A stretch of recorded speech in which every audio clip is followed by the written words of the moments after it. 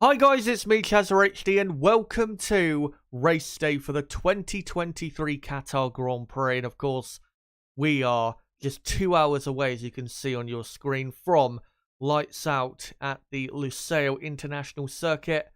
And it's been a pretty interesting weekend. Qualifying on Friday, which of course set the grid for today's race, was unexpected in terms of what happened and also how close it was through the field. And we had a real surprise from a couple midfield teams such as Alpine and Alfa Romeo. And yeah, in general, it was a lot closer qualifying than I expected, and I think closer than almost everybody expected coming into the weekend. Of course, yesterday the sprint race was better than expected. Of course, I didn't cover it yesterday. But yeah, it was better than expected. I did go and watch the highlights of the sprint. The main reason why the sprint yesterday was a lot more entertaining than I thought it would be was because of, the drivers starting on different compounds. And of course, the people who started on the soft compound tyre, their tyres went off dramatically at the end.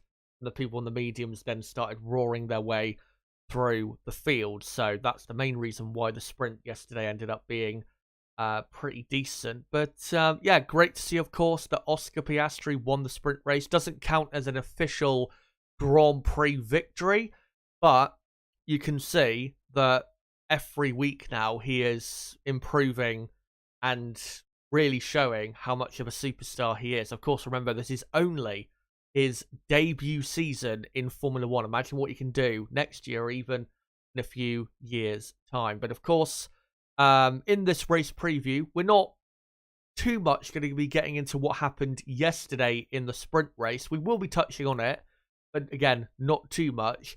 Obviously, we're going to start with the build-up to the race, and we're going to get into mostly the data from qualifying, because of course that is what set the grid for the race. We'll get into, obviously, the results, the sector time data, speed trap data. I will also get into the data from the sprint race with looking at the pace, basically, during the race and looking at who had the best all the way down to who had the worst during the sprint. So we'll get into that, and then we'll get into, of course, my predictions and a very important regulation that has been put in place only for today's race when it comes to the tyres and pit stops. The FIA have introduced a regulation purely for this race due to safety concerns when it comes to the tyres. I will get onto that soon and go through it in as simple a way as I can. I will admit it can be a bit confusing, but I'll try and do it as simple as possible so you guys can understand going into the race what this particular rule, regulation, whatever you want to call it, is. And then yeah, we'll go through the teams and then get into the race. Don't know 100% yet if Nib is coming on today.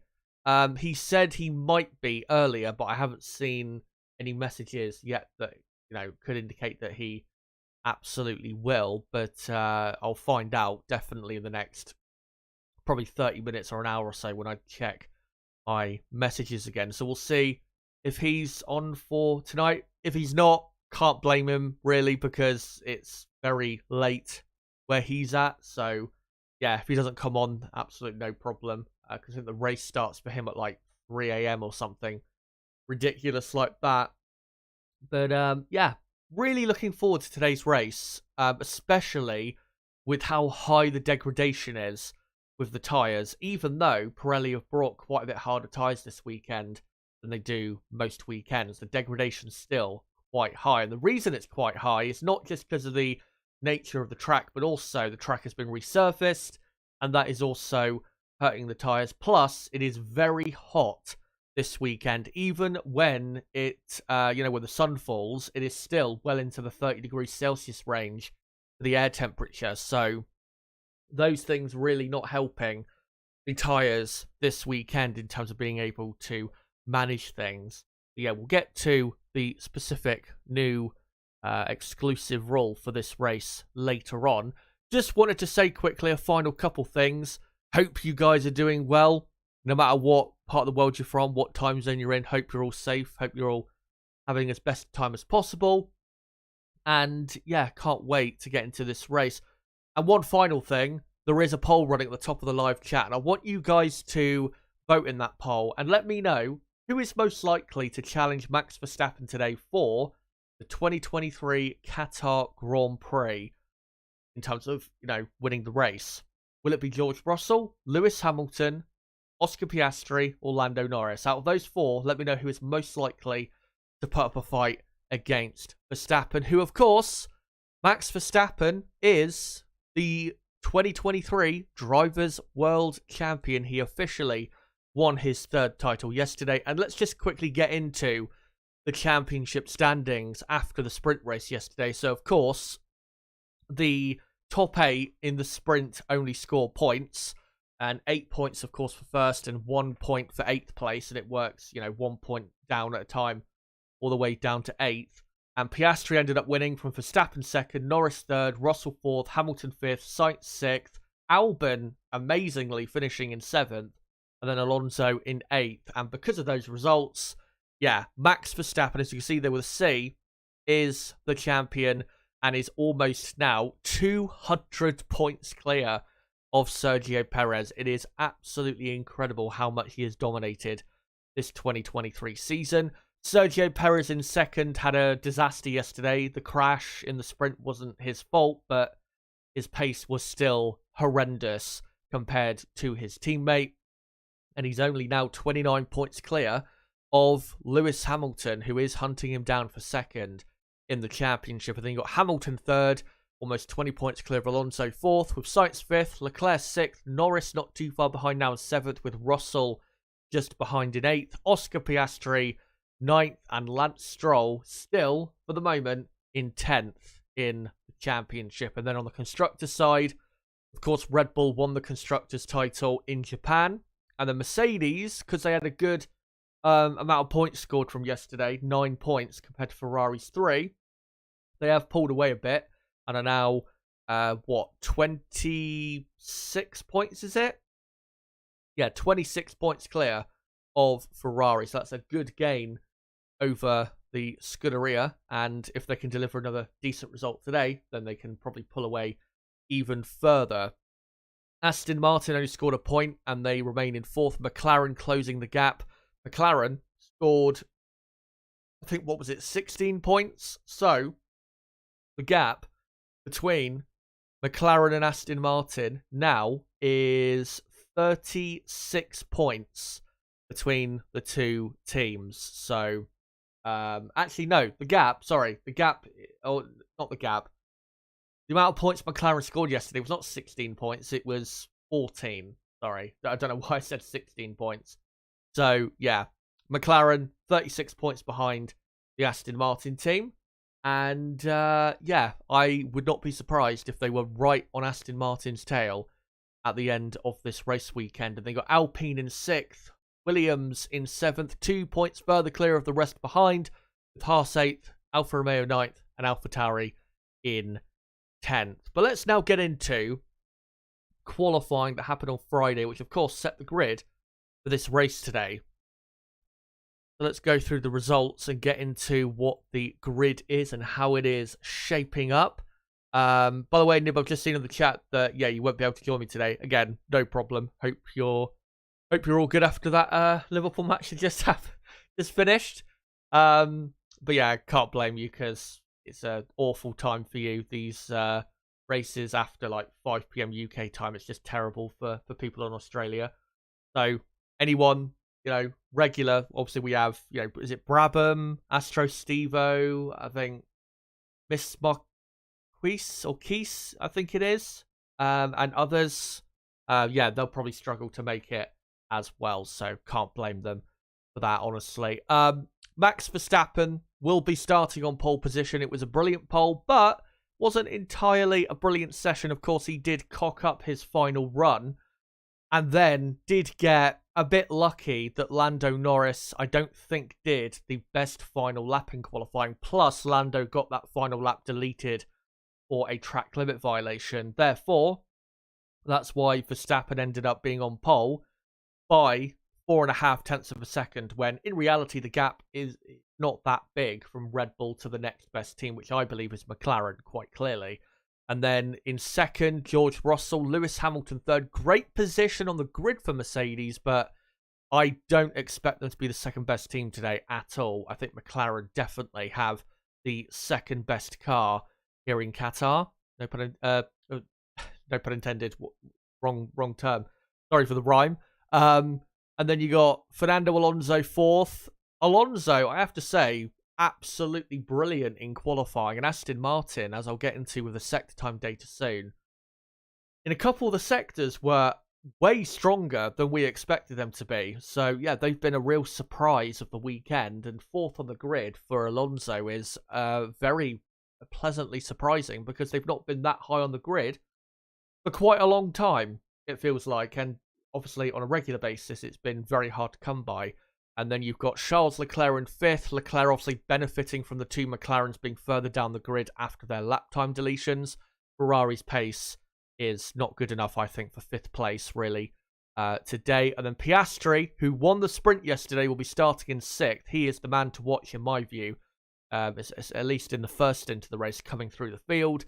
Pierre Gasly seventh, and then Ocon eighth. Alpine were the real surprise team of qualifying, and it's great to see them lock out the fourth row of the grid. They are going to struggle to score points today, though, because, of course, you've got Norris behind them, Sainz, Perez as well.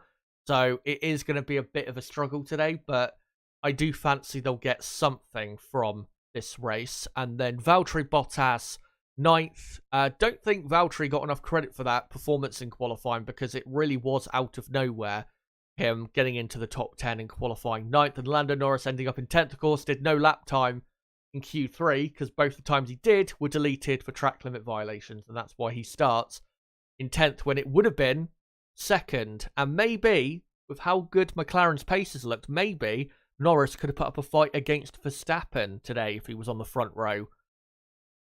And then the bottom half of the order, Yuki Tsunoda in 11th. I was at the time disappointed with that, but looking back at it now, I think that's still an okay result. For Tsunoda, I was probably just overrating how good I was expecting them to be going into the qualifying session. Carlos Sainz 12th. Ferrari have had an awful weekend, and Sainz in 12th just proves that. They were better in the sprint yesterday, but their tyre degradation was horrific. It was, I mean, towards the end of the race, they looked like they were barely hanging on to the car. It was, yeah, really, really bad. Sergio Perez qualified in 13th, and yes, was 1.7 seconds slower than Max in qualifying, which is absolutely terrible. And of course, yesterday in the sprint wasn't much better. And just to update you guys, Sergio Perez will not start in 13th because, one, Red Bull have changed his engine, so he'll be starting from the pit lane. But also, Red Bull have committed, I don't know if it's on purpose or not, but they have committed the same offence that Williams did in Japan with Logan Sargent's car in terms of, I think, prepping the chassis they were going to replace Checo's previous chassis with, prepping it or working on it too early and modifying it too early. Therefore, in today's race, Perez would have been starting from the pit lane anyway, even if he didn't take on a new power unit. And I believe he will be given, Perez, during the race, a 10-second time penalty like Sargent was. I think it was Sargent in Japan. Yeah, pretty sure it was. So, yeah, Perez will have a very difficult race today. And if Checo can finish in the top 10, I think that would be a pretty decent result, given how bad his pace is, plus starting from the pit lane and having a 10-second penalty as well. And then you've got Alex Albon, who will then start in 13th, with Hulkenberg, he'll be then in 14th, Sargent 15th, Stroll 16th, Lawson 17th, Magnussen 18th, and then the last two cars will be Zhou, who will be the last man on the grid, and then Perez will start from the pit lane. So that is your starting grid for the 2023 Qatar Grand Prix. But yeah, let's get on to the sector time data from qualifying, just to see why it ended up the way it did. So in the first sector, which is quite high speed, not only because of high speed corners, but you've also got the pit straight, which is quite long. And Red Bull, not really a surprise, they were by far the best team through there, 10th and a half quicker than McLaren. Mercedes, not too far behind, pretty decent, I would say, in Sector 1. Aston Martin, though, very impressive for them to be ahead of Ferrari by basically a tenth of a second, and only a tenth or less than a tenth away from McLaren and Mercedes. So Aston Martin's pace in Sector 1, very strong, and we'll see why when we get onto the top speeds with Aston Martin, which I think definitely played a role. So yeah, great pace from Aston Martin in that sector. Ferrari, though, really poor. You would have expected the first sector here in Qatar to be the best sector for the Ferrari car, yet they're nearly 0.4 of a second slower than Red Bull. I can't explain it. I can't explain why they're that slow in that sector. I can explain to a degree why they're slower in the other parts of the track, but in the first sector, there is no excuse for them to be that slow and to be closer to the midfield than they are to Red Bull up front. So yeah, awful pace from Ferrari. Alpine's pace pretty decent, and then you got Alfa Romeo, AlphaTauri, Williams. I'm a tad surprised they're that far down. Would have expected them to be maybe a tenth of a second quicker, but ultimately Williams' pace was not very strong.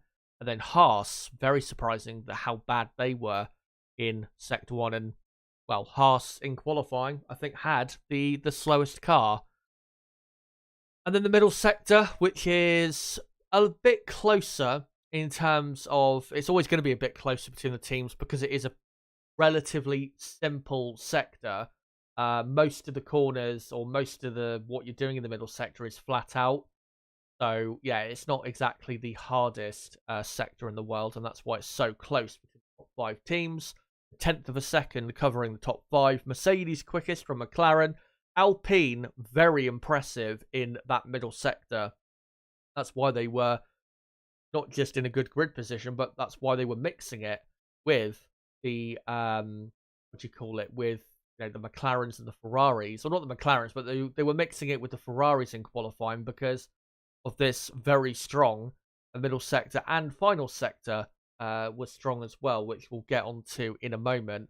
Red Bull, tad surprising they were the 5th quickest in the middle sector, but in the end it didn't really affect them.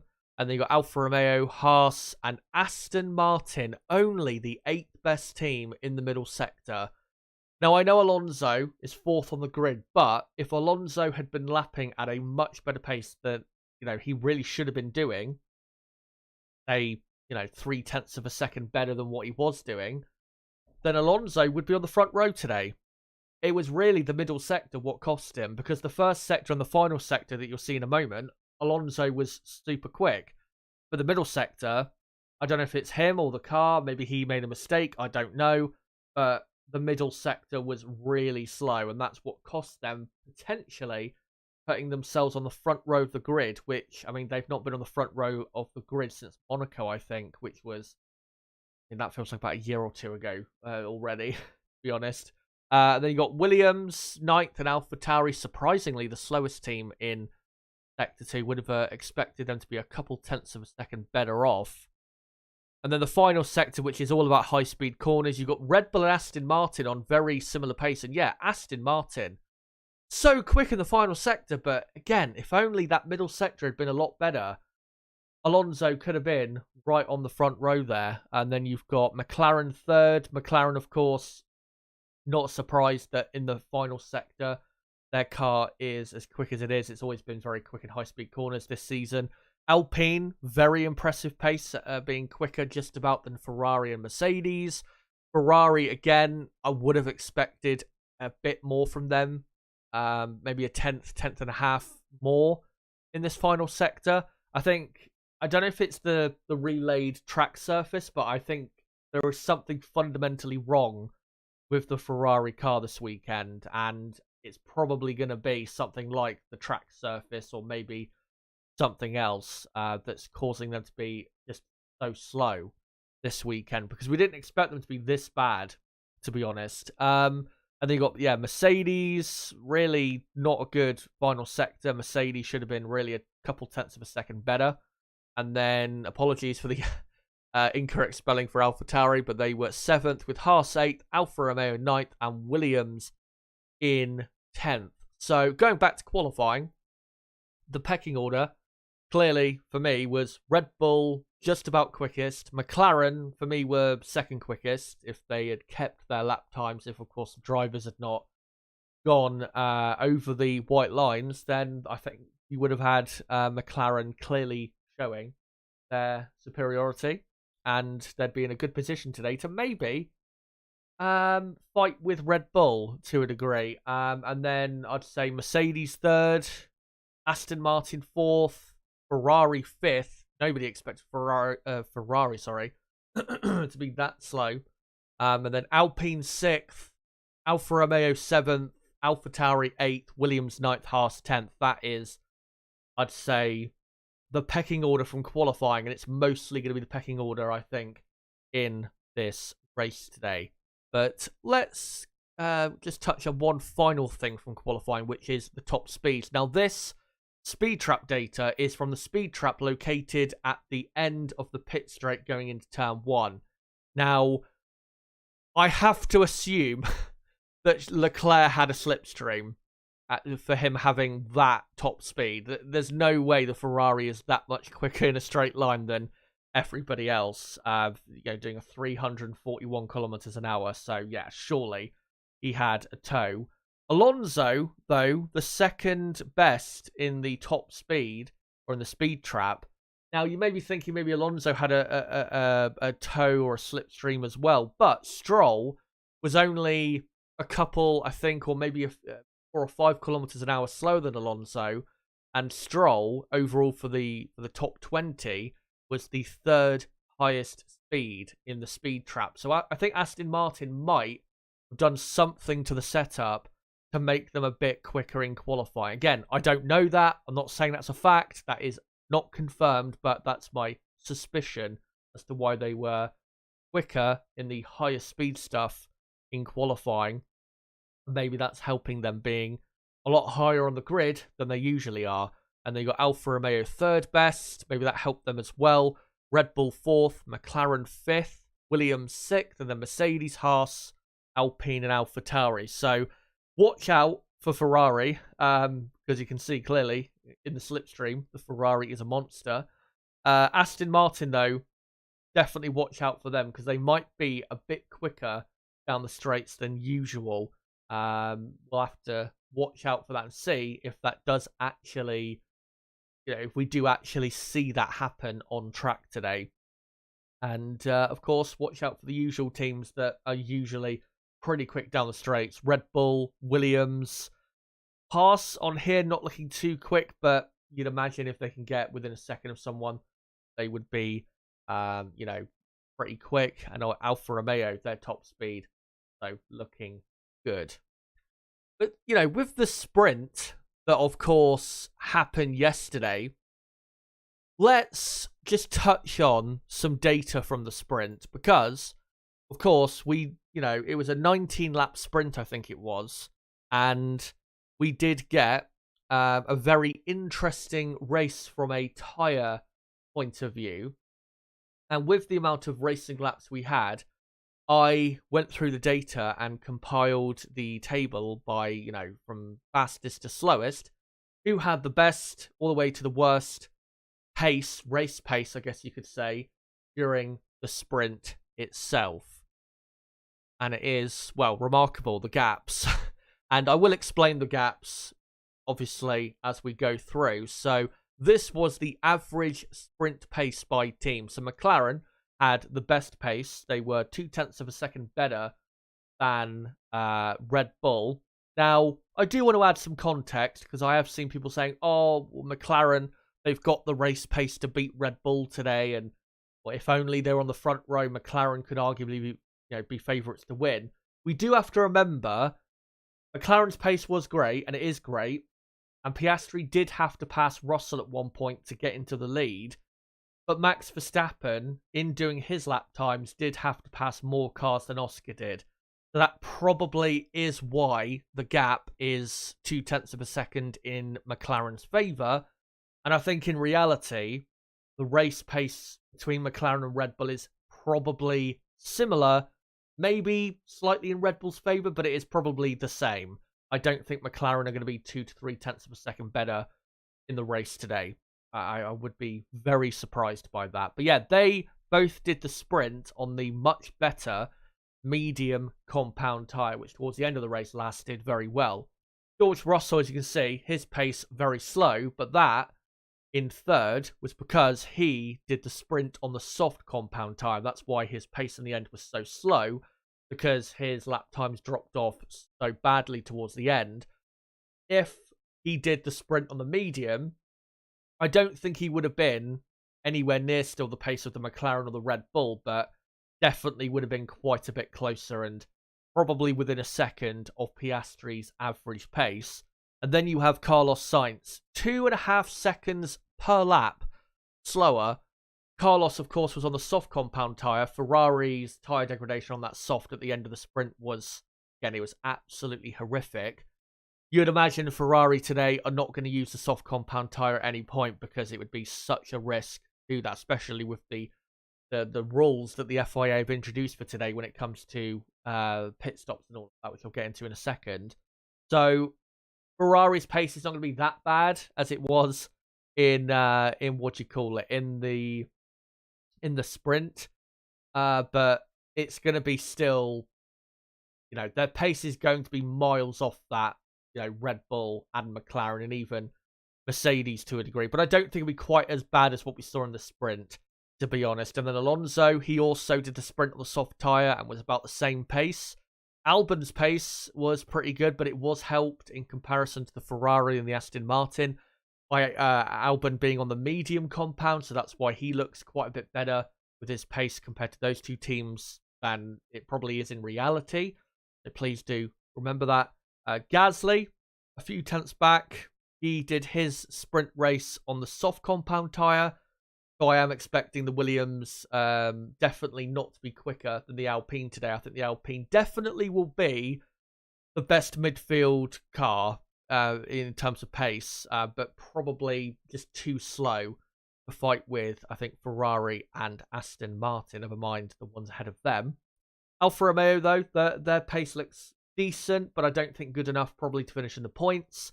Bottas did the sprint on the medium, so did Tsunoda, and so did Kevin Magnussen. So in my view, once you do the tyre correction, and let's say everyone did the sprint on the medium instead of, you know, some did it on the soft, some did on the medium. If everyone did it on the medium, I think the race pace you probably should be expecting today is Red Bull and McLaren to be equal, pretty much. Maybe Red Bull slightly ahead or McLaren slightly ahead, but again, around about equal. Third best, Mercedes. Fourth best, Ferrari. Fifth best, actually no, fourth best, Aston Martin. I do think Aston Martin will manage their tyres better through the race. I'm going to go Aston Martin fourth, then Ferrari fifth, not too far behind. And then sixth best, Alpine. Seventh best, Alfa Romeo, because Alfa Romeo do tend to look after their tyres quite well. And then probably Williams 8th, AlphaTauri 9th, and Haas in 10th. That is what the race pace through the field, I think, probably will or should be today. I don't think we'll see major differences from that order. So anyway, now we've gone through that, let's get into my final prediction for the race today. This will be, of course, my top 10. Let me know your prediction in the chat. Give me your top 3 or your top 5 in the live chat. And for the next hour and a half, I'll make sure to get through some before we get into the race. Of course, I will get the timer back on screen, guys, in a few moments' time. So here is my top 10 prediction. Max Verstappen, I think, will win the Qatar Grand Prix. And even though the two McLarens are starting quite far back, I think it'll be Piastri finishing second and Lando Norris finishing in third, because McLaren's pace is just that good. I think they can pretty easily come through the field today. And then you've got George Russell, I think, will finish in fourth, with Hamilton fifth, Alonso 6th, Leclerc 7th, Sainz 8th, Perez 9th, and Pierre Gasly, I think, will grab the final point in 10th. Let me know what you think the top 3, top 5, or if you want to give me your top 10, go for it. And I will, again, get through that later on. But before I get any further into the stream, just want to say quickly, if you are new to the channel, don't forget to subscribe for more content like this, because we do watch-alongs for the race, for qualifying, reviews, previews, all of that stuff. And here is the next 2 pieces of content on the channel. Tomorrow night, I'll be live at 8 PM UK time for the weekend review of the Qatar Grand Prix. And then the next stream after that will be 10 days later to preview the United States Grand Prix weekend. So make sure, and again, live at 8 PM UK time. So make sure to come along to those 2 pieces of content if you can. And again, if you are new to the channel, make sure to subscribe. And for everybody watching right now, make sure to smash the like button, as I'll just get the timer back on screen for you guys, as we've got 88 minutes to go until the race gets underway. Yeah, make sure to smash the like button. We are currently on 37 likes. Let's try and get up to 50 likes if we can in the next, I don't know, 45 minutes or so. That'd be great if we could. But the next thing I need to get into is the regulations for today that the FIA have put in place. As I've just seen breaking news from 2 minutes ago, Carlos Sainz's car has an engine problem. Ferrari is working urgently to solve the issue, but he could miss the start of the race. So we will see what happens with that. I'll keep you guys updated on that. But I just need to get into this, what do you call it? This whole tyre situation. So, right. And unfortunately, I will have to hide the timer, but that is because I can, so I can show something very important on the screen. So, and this is from Toby Grunner. He reported this earlier. It's now been confirmed. The FIA today, because of safety concerns with the tyres, they have set a limit of 18 laps maximum for new tyre sets in the race today. And what that means is they have mandated for every driver a minimum of 3 pit stops. And as he says, if a driver goes over the limit, he will be black flagged, which means, of course, disqualification. And then, if I just go back, he posted, or actually the FIA did, says here, the FIA has published a list of the laps that every set of tyre for each driver has left remaining for today's race, so all teams know immediately during the race when other drivers have to pit. So, as Toby said, if it's a new set of tyres, then you have 18 laps. But if it's a used set of tyres, as you can see here on this graphic, you can see for certain tyres you have, less laps remaining. So, for example, with Red Bull, Max has 18 laps on the hard, 18 on the medium, but only, how many? 12 on the soft. I will admit this graphic is a bit confusing, to be honest, because there are different, mediums and different softs. But yeah, if you can interpret this graphic well, then hopefully that'll make you understand the rules for today. So basically, everyone has a new set of hard tyres, which I expect will get used definitely today. So everyone will do an 18-lap stint on those. And for the people that have fresh mediums, they will, They will, be able to do 18 laps as well. But again, people on used sets will have to do less laps than, they have done previously. Again, I will admit it is confusing. If we actually go to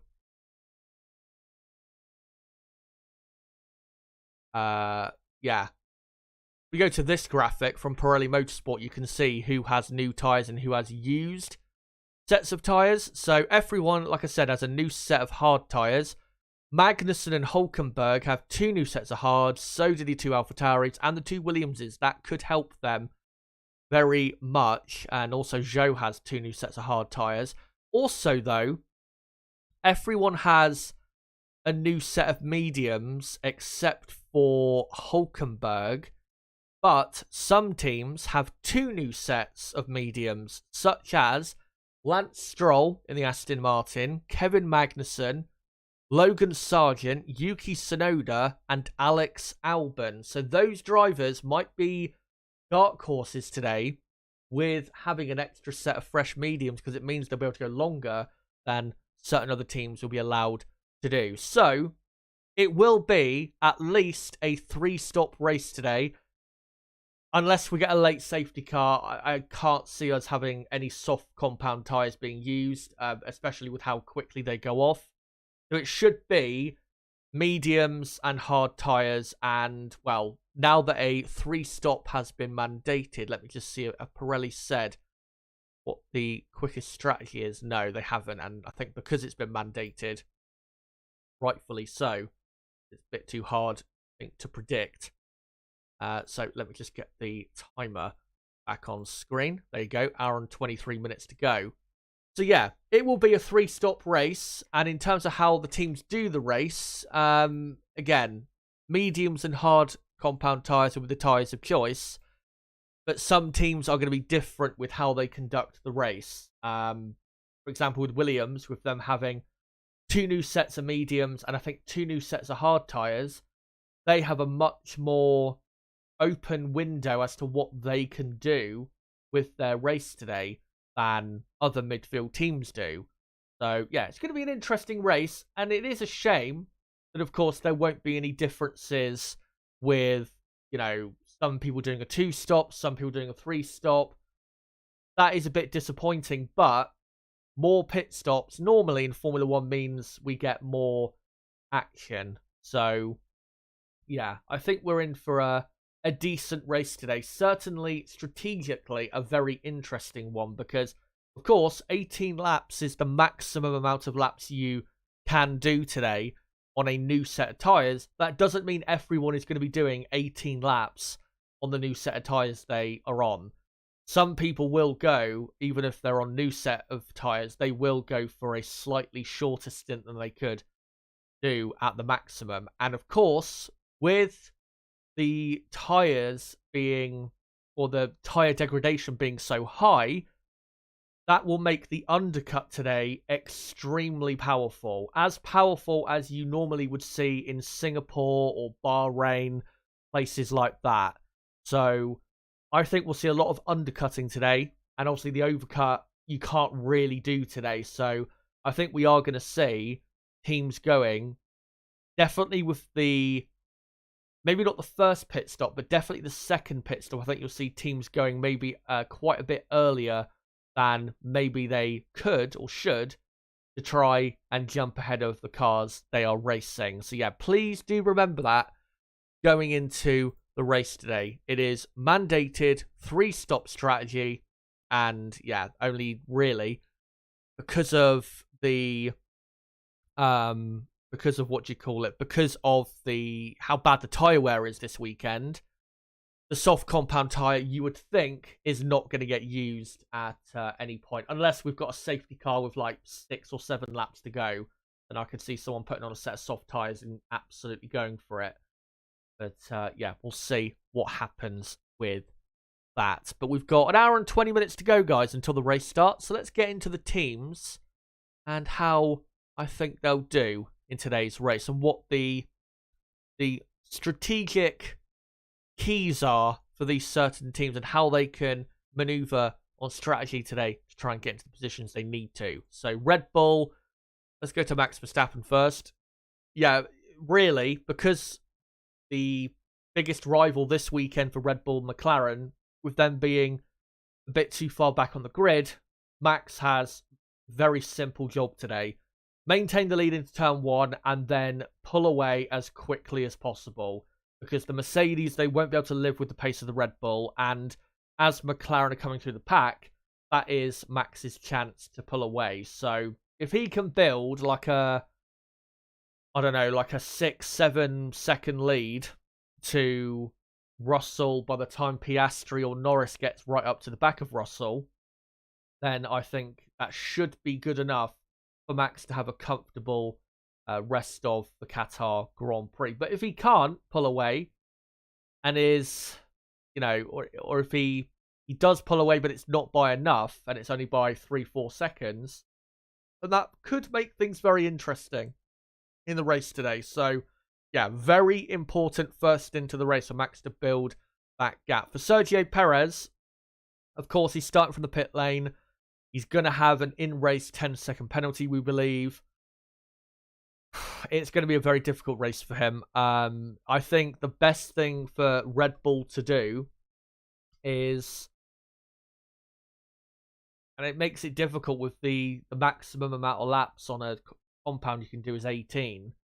But I think the best thing to do with Sergio Perez is start him on the hard compound tyre, get that stint out of the way, and then get onto, medium compound tyres, so that for the rest of the race, he can have, compared to most other cars, fresher and softer tyres.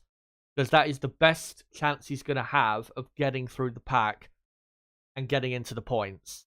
Perez, we have to factor in as well, even though, starting from the pit lane, he wasn't that much higher up on the grid. He was 13th on the grid. He's been very poor this weekend. His pace has been incredibly poor, and it's going to be a struggle for him to come through the pack, and it's not a guarantee that he will finish in the points. I think he will, because I think the Red Bull will be just that quick that he will definitely get into the points, even if it's 9th or 10th, but it's not a guarantee. It's absolutely not a guarantee. If he gets, caught up for too many laps behind a car ahead, maybe if there's like a DRS train, that could really hurt his chances. So, yeah, we'll have to see what happens for him. Of course, let's hope he does not go for a banzai, desperate overtaking move that sees him get another 5-second penalty in the race like he has for the last couple Grand Prix on the calendar in Singapore and Japan. But, Max Verstappen, I think, will win the race today. Not dominantly. His pace is not going to be way better than everybody else, but it will be enough, given when McLaren are on the grid, to grab victory. And, Perez, I think, will finish in 9th, and that will be, what in total should be at least 27 points for the Red Bull team. Let's now go on to Mercedes-Benz, though, who are a lot higher on the grid than they normally have been in 2023.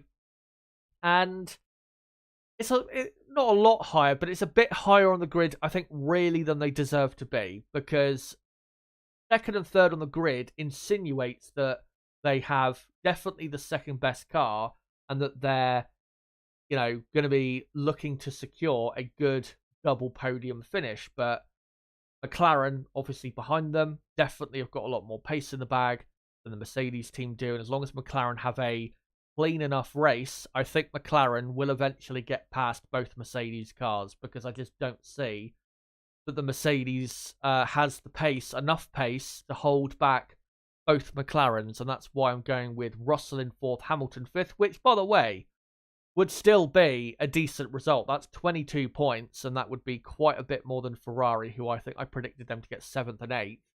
So, wouldn't be the end of the world. Of course, if they can get a podium, that would be great.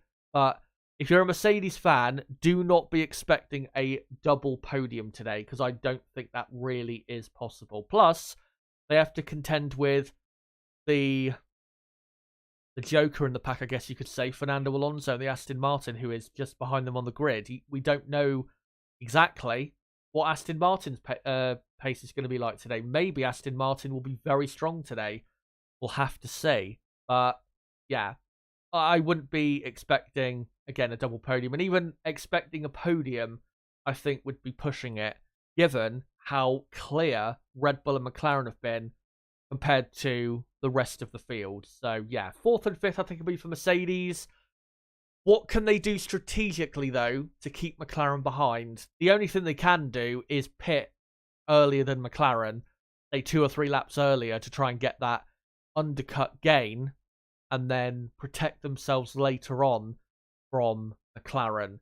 But it is going to be difficult. There is no doubt about it, because even if they do that, once McLaren make their pit stop and get onto 2 or 3 lap fresher tyres, McLaren are then going to come back at them very, very quickly. So it's going to take a great effort from Mercedes, I think, to, on pure pace, finish on the podium. It's going to be a really great job if they're able to do that. But yeah, for me, 4th and 5th, we'll see if they can secure a podium in Qatar, where, of course, they won this race a couple of years ago with Lewis Hamilton. Ferrari, yeah, their pace is horrendous. Leclerc 5th on the grid doesn't really deserve to be there. Not because his performance was poor, but Ferrari's pace is really not that good. And I think they're going to be a lot closer to the back end of the top 10 than they will be really to the top 5. So yeah, 7th and 8th is my prediction for them. I've seen a couple people joke about this on Twitter, and it is probably right to joke about it, that if there is any team today that is going to get disqualified for doing too many laps on a set of tyres, it is probably going to be this team, isn't it?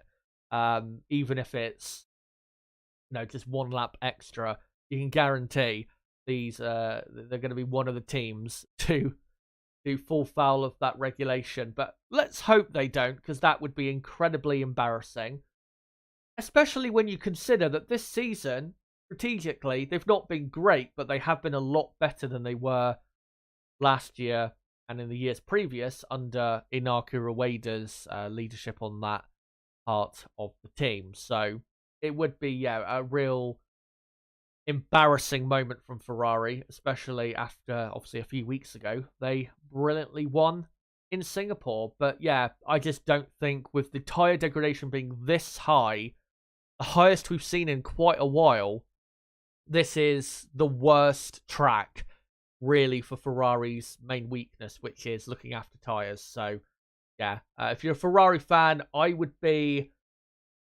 a bit scared of today, because it could be, if Ferrari, you know, if their tyre management is really bad today, it could get really embarrassing on track. You know, they could be racing Alpine and maybe even Alfa Romeo and AlphaTauri if they can really, or if they're not really able to look after their tyres, and if they're absolutely destroying their tyres.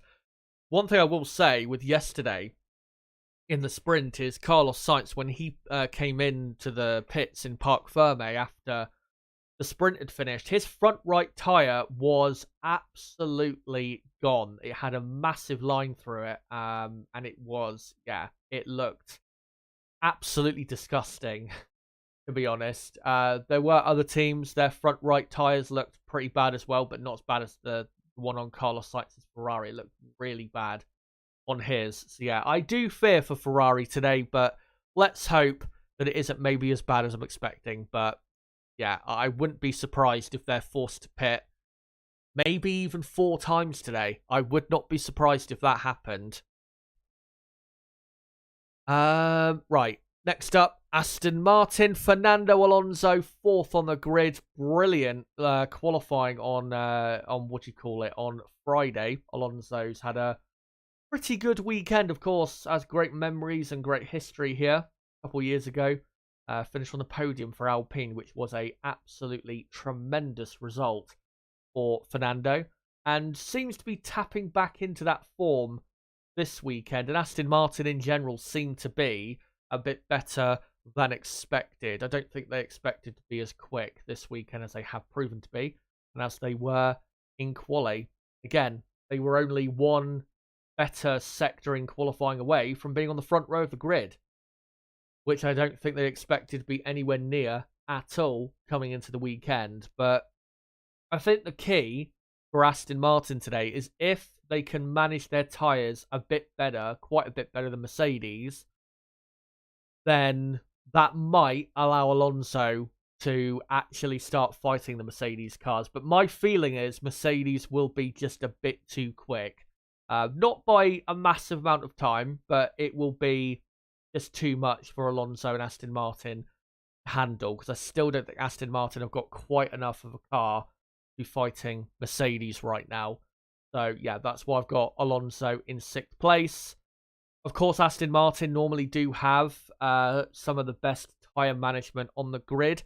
So, if they can get to that 18-lap mark, more than others, then that would really help their race today, especially in the latter part of the Qatar Grand Prix.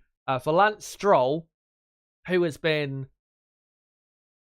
I don't even have words to describe how shit he is at the minute. And of course, had the whole controversy on Friday of him shoving his trainer out of the way, which he said now it's all okay. I still think he should get internally some sort of punishment for that, because that should not be tolerated. Doesn't even matter about the heat of the moment or any rubbish like that. And then obviously in the sprint, I think he qualified again in one of the bottom 5 positions. He's performing at an all-time bad level. This is one of the worst seasons I've seen from a driver in a long time with Lance. And I would say this performance from Lance is as bad. And I know I joked about it on Friday, but it is. It's Nikita Mazepin levels of bad at the minute. It's, he's in a different universe compared to Alonso. Alonso in qualifying was, 1.1 seconds quicker, I think. Or actually, no, he was more than that. I think it was 1.1 seconds quicker Alonso was in Q1. But then overall in qualifying, I think the gap ended up being about 2 seconds. Unacceptable. Absolutely unacceptable. And, I mean, Lance, he hasn't even made it into Q2, I think, since Zandvoort, which was a few races ago now. Even though he has more new sets of tyres, do we really think Stroll's going to do anything with it? I don't think he will. I think maybe he'll gain a couple positions, but that'll be it. Stroll looks like he's done, really. So, yeah, we'll see what he can do, but probably won't be much. But, yeah, Alonso, 6th place in the race, wouldn't be great, given that McLaren are looking so good, and of course that's their now main rival in the championship. But it would be realistically, 6th, maybe even 5th. That would be realistically, coming into this race, the best result they could get. So I don't think they can complain too much. I mean, we know why they're not, or at least lately they've not been super quick. They haven't developed the car enough. I know there's been rumblings of they had to change something on the car because the FIA weren't happy about it. I need to really look more into that to see if that's really the case. But it's mostly just been a lack of improvement and a lack of development from the Aston Martin team as to why they have struggled in the second half of this season. So, yeah, if they can get a 5th or a 6th, that would be great. And the final front runner we'll go on to is McLaren. By the way, before we get any further into this race, congratulations to Oscar Piastri.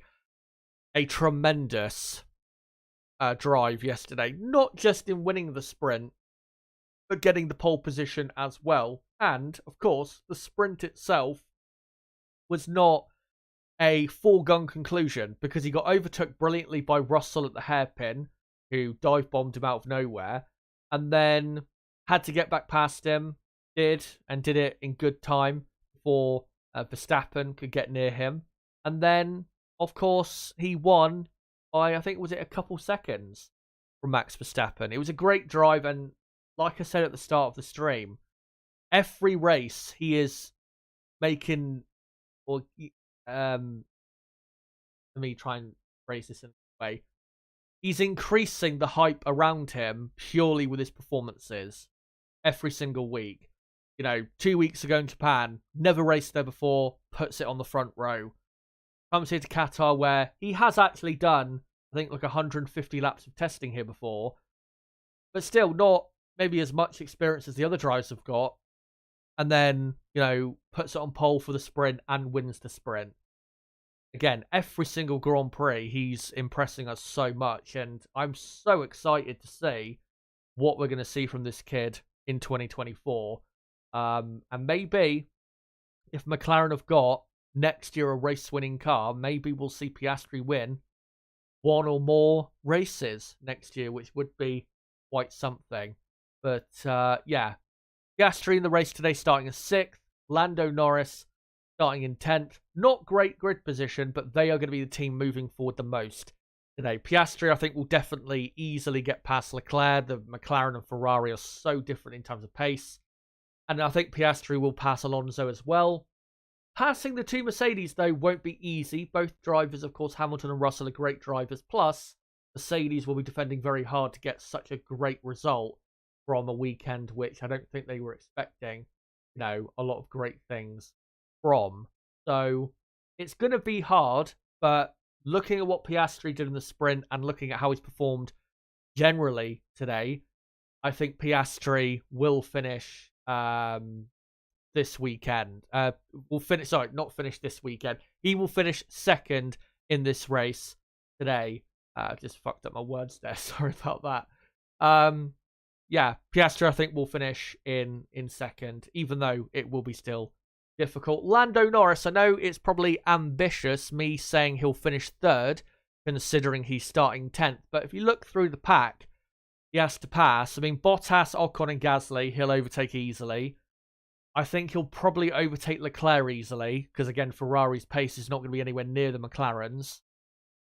Alonso, relatively easily. I think he'll overtake him. And then, Russell and Hamilton. Again, it'll be difficult, but I think Lando's got the quality to do it, especially if the McLaren car has the pace we're expecting in the race today. So, yeah, that's why I've gone for 2nd and 3rd. And it is crucial that they get 2nd and 3rd, because that would be at least 33 points. And if Alonso was to finish where I predicted him to finish, that'd be, 6th place, 8 points. That'd be a 25-point gain and would put them about, 10 or 11 points behind going into the next Grand Prix, which, of course, in Austin, we have another sprint weekend. So you'd think definitely before we get into November, McLaren are going to go up to 4th in the championship, which would be, I think, really looking at how this season has gone, I think McLaren definitely deserve to finish 4th in the championship ahead of Aston Martin, because, one, McLaren have had a better car for longer this season, plus much better driver lineup than Aston Martin have. So, yeah, McLaren not too far away from taking 4th away from Aston Martin. But let's just whiz through now the rest of the teams, and then I'll get to your comments in the chat. I see they've got a super chat as well. I'll get onto that soon. Right, so Alpine 7th and 8th on the grid. Great result, but I don't think they'll be able to maintain that today, unfortunately. They will drop back. I think Carlos Sainz will have enough pace to come through and finish ahead of both Alpines.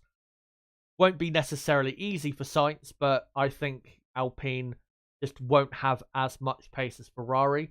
And as we saw in qualifying, even though Ferrari struggled, Leclerc was still quicker than both Alpines. So I think Ferrari do have better speed.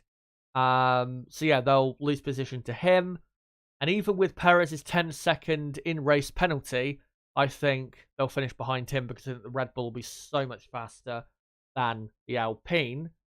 And what was the other car I thought would finish ahead? Obviously, Lando Norris. So, yeah, they'll be close to each other, the two Alpines, but I think Pierre Gasly will grab the final point in this race today, which would be not too bad of a result. Maybe you could say Alpine should be aiming for a 9th or even an 8th place finish, but I think even if they just grab 1 point in 10th, that would be good enough, I think, for Alpine, as Pierre Gasly is it 1 or 2 points behind Stroll in the championship, and of course Stroll in 10th place. So, if Gasly can have a good finish today, maybe can sneak into the top 10 of the championship. And of course, if he was to finish in the top 10 of the championship, that would be absolutely brilliant, considering how, I wouldn't say he doesn't deserve to finish in the top 10 of the championship, Gasly, but Alpine have not had, as good of a car, of course, as Aston Martin have, but Lance Stroll, of course, has performed poorly, and it would be a good thing on the resume for this season if Gasly or even Ocon was to finish in the top 10 of the championship. Williams had a much better day yesterday than they had on Friday. Albon, after qualifying, was complaining a lot about the wind in qualifying, which was a lot more than it is today, and said that the wind was so bad they felt like they couldn't really do anything with the car on Friday. And even said, I think, after qualifying that they needed wind blockers to be able to really compete with the teams ahead of them. I think the wind yesterday might not have been as bad, and maybe that's why Williams were a bit better. But yeah, Alex Albon finishing in 7th. Brilliant drive and a brilliant result for Williams. Put themselves a couple more points ahead of the teams behind. And the reason that's so important is because, of course, the team behind them in the championship, Haas, are 11 points behind. And Haas have a new B-spec car coming at the next race. And if Haas gain a lot of lap time with that new car, to the point where Haas are now fighting in the top 10 and scoring points, that could put Williams' hold on 7th in the championship at risk. So it is crucial that they had scored those points. And maybe if they can get a point or two today, again, would be brilliant for them going forward into the 5 races remaining after this race today. So, yeah, great result yesterday. I don't think, though, that's going to be as achievable today unless they do a great strategy to try and put Albon into the mix. Yeah, I think realistically, Albon's probably going to finish in, 13th place. He could be, I think, close to definitely Yuki Tsunoda ahead of him on the grid.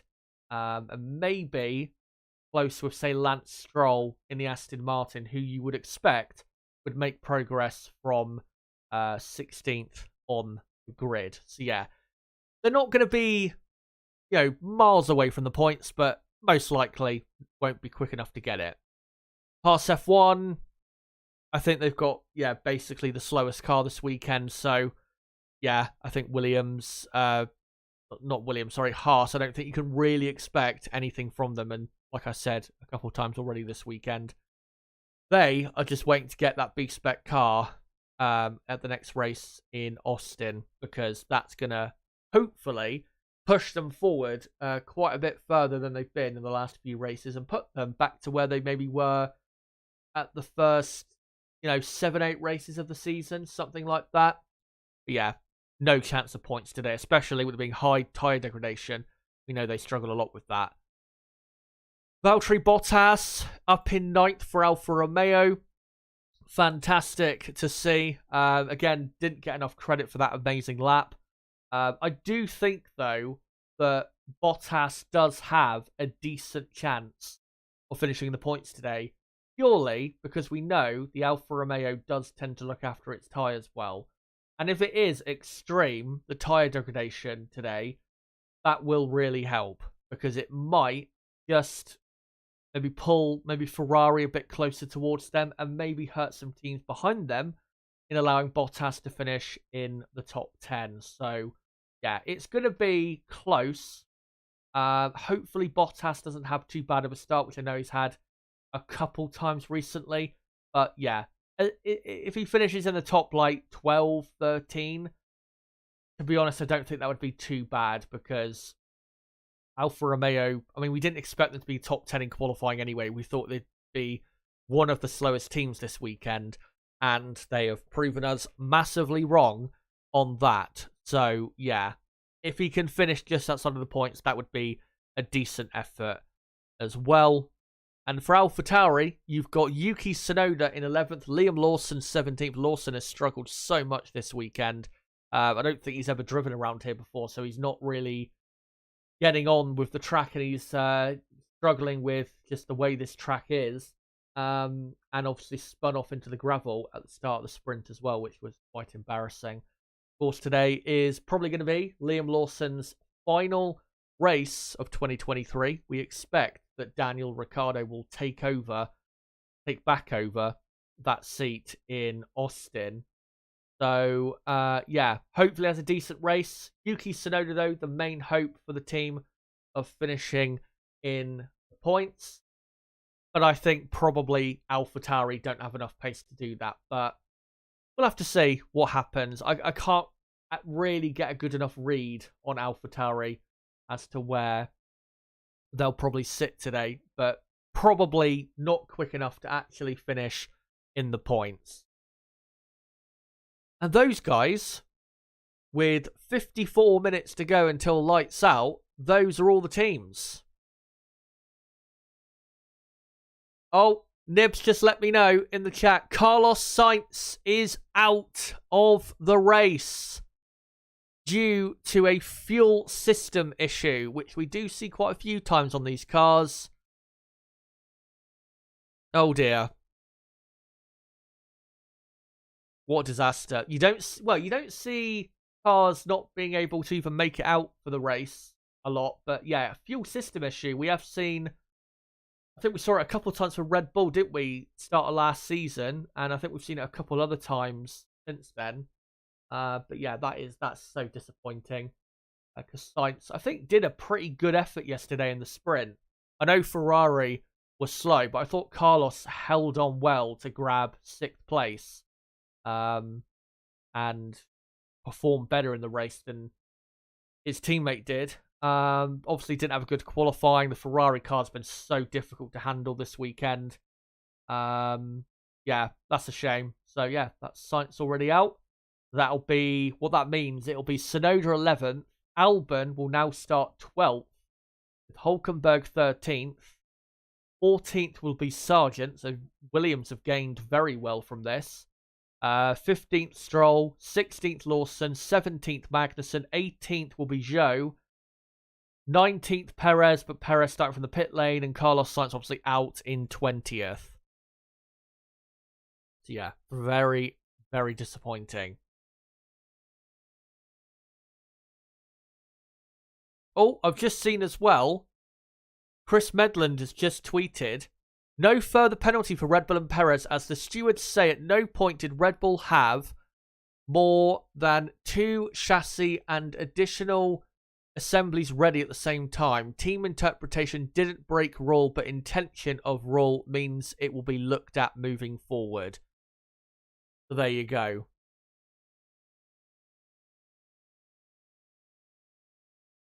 But yeah, I will get onto your comments, of course, in the chat in just a second. As what did I want to say? I don't think I wanted to say anything. Actually, you know what? I thought I was going to say something before I saw that Carlos Sainz news, but if I was, I've completely forgotten it. So, yeah. What I'll do quickly is I'll just have a drink and then I'll come to you guys in chat. Good to see you all, by the way. Hopefully you're all well. Yeah, it should be a decent race this evening, afternoon, morning, wherever you are in the world. So, one thing I will do, I think this actually might have been what I was going to say. There was a super chat I received earlier, and I believe it must have been from a certain Turbo. Yes, it was. Turbo GSR for $10 says, thanks for the stream, Chaz. It will be a very intense weekend for Stroll with his sister currently ovulating. Thank you very much, mate, for that.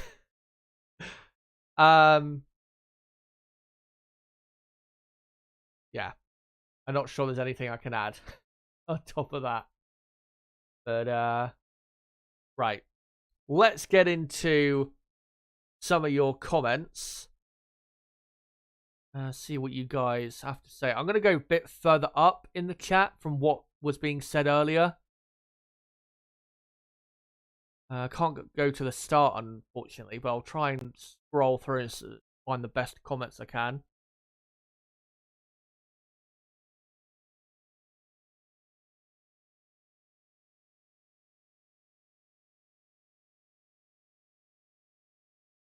There's some blasphemy being posted earlier in the chat, but obviously in a joking way. Adam asks, well, a 3-stop strategy is obligatory. Do the teams have enough tyres to not use the softs? Yeah, I think yes, they do. But, I mean, like I said, a 4-stop strategy, and I even saw someone earlier saying that a 4-stop could be used by a couple teams. And of course, with it being a 57-lap race, probably the best way to do a 4-stop strategy would be, say, starting on this. Well, this is what I would do: start on the hard compound tire, go as long as possible, and then pit for a medium, then pit for another medium. Then, if you've got another set of hards or mediums, pit for that, and then finish the race. Finish the race on a set of soft tires for like the final 5 laps or something. So we could see a 4-stop race, which, you know, the last time we saw 4-stop races was 10.5 years ago at the, I think, 2013 Spanish Grand Prix, which, of course, that was Fernando Alonso's last win in Formula 1. So maybe that'll help him today, that omen. Possible omen. But, yeah. I don't think we'll get a 4-stop race today. I think maybe a couple cars will go for it if they've got nothing to lose, but I don't expect like half the field or most of the field to go for that. I think that'd be extreme, and I don't think you'd be able to gain enough time doing that for it to really pay off.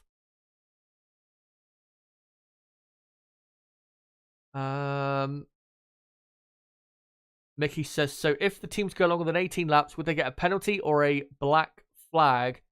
Have they said what happens? Yeah, so Mickey, if they do more than 18 laps on a fresh set of tyres, they will be disqualified from the race. Same goes for used sets of tyres. So they've already determined, everyone, and with all the used sets they have, how many laps they can do on all of them at the maximum. And if they go over the maximum amount that the FIA have set, it will be an automatic disqualification from the race.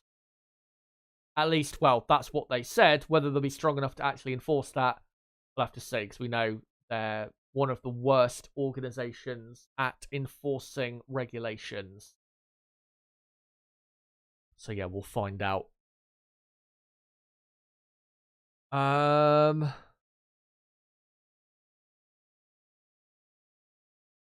Bandit says Verstappen, Norris, Piastri for their top 3. Will F1 Gaming says Hamilton, Bottas, Verstappen. Crystal Racing says Max, Piastri, Hamilton, Norris, Russell.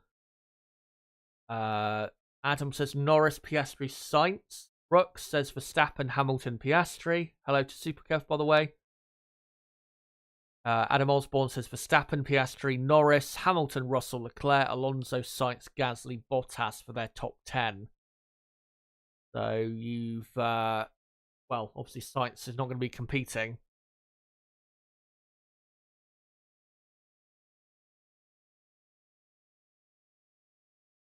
And by the way, just to clarify as well, nobody has to start on a certain compound. There's no, like, mandated, you must start on this tyre, this tyre. They can use whatever tyres they want. They just can't exceed the limit that has been set by the FIA for each set of tyres, whether it's a new set or a used set of either the soft, medium, or hard. That's the regulation for today. So like I said, 18 laps is the maximum they've allowed for fresh tyres. Therefore, it will be at least a 3-stop race for everybody today. Maybe we'll get, again, a couple people going for a 4-stop if they've got nothing to lose, but should be a 3-stop race in what will be a 57-lap Qatar Grand Prix.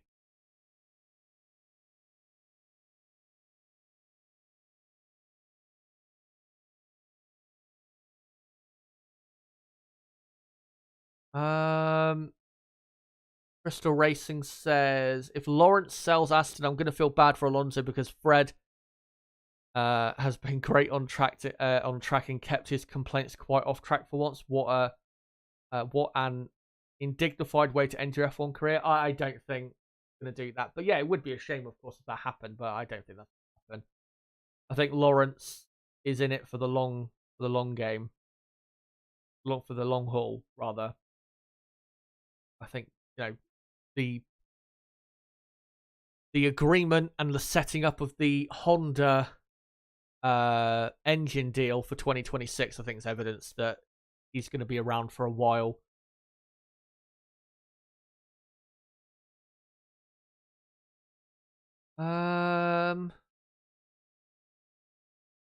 Let me try and look at other comments.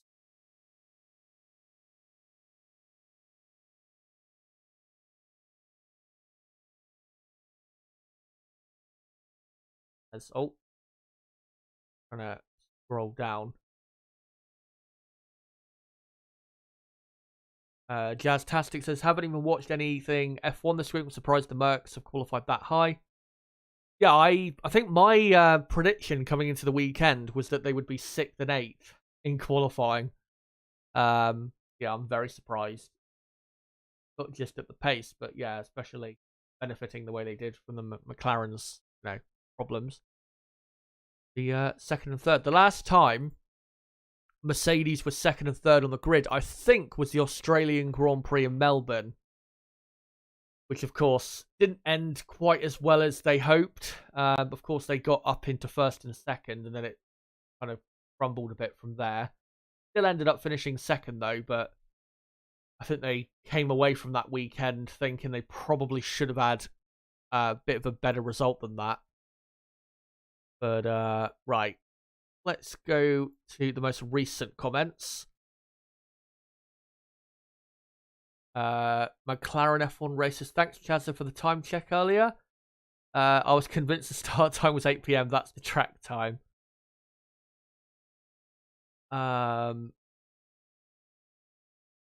Who leads into turn 1 at the start? Asks Mickey. It's actually interesting to think about that, because with Max, and we've called it so many times this season, how many times have we said at the start of a race, oh, Verstappen, he's not had a great start. Red Bull this season has not been that great at getting away. It's been a bit stuttery. I mean, I think the last race at Suzuka, Max was quite lucky to be in the lead at the end of lap 1, because both McLarens were coming right at him. So yeah, we've seen it a few times. So yeah, it could be interesting into turn 1. And of course, Verstappen, Russell and Hamilton, they all have previous. So it could get very tasty into turn 1. And of course, Fernando in 4th will be hoping they all take each other off so he can sail into the lead. Not that he would go on to win, because you'd probably say, if that did happen, you'd probably say that McLaren would be the favourites to win if that did occur. Vinster says, I'd be happy with George's back tyre getting a little too close to Lewis's front wing. Not sure about that. Josiah says, Verstappen at most can only run 10 laps on any used set. Yeah, he does have a new set of mediums and a new set of hard tyres, I believe. So yeah, it might get a bit tricky towards the end of the race, but I think it'll be fine overall for Max. Michael Massey is the greatest motorsport race director to have lived. Don't let a Hamilton fan see that you've said that.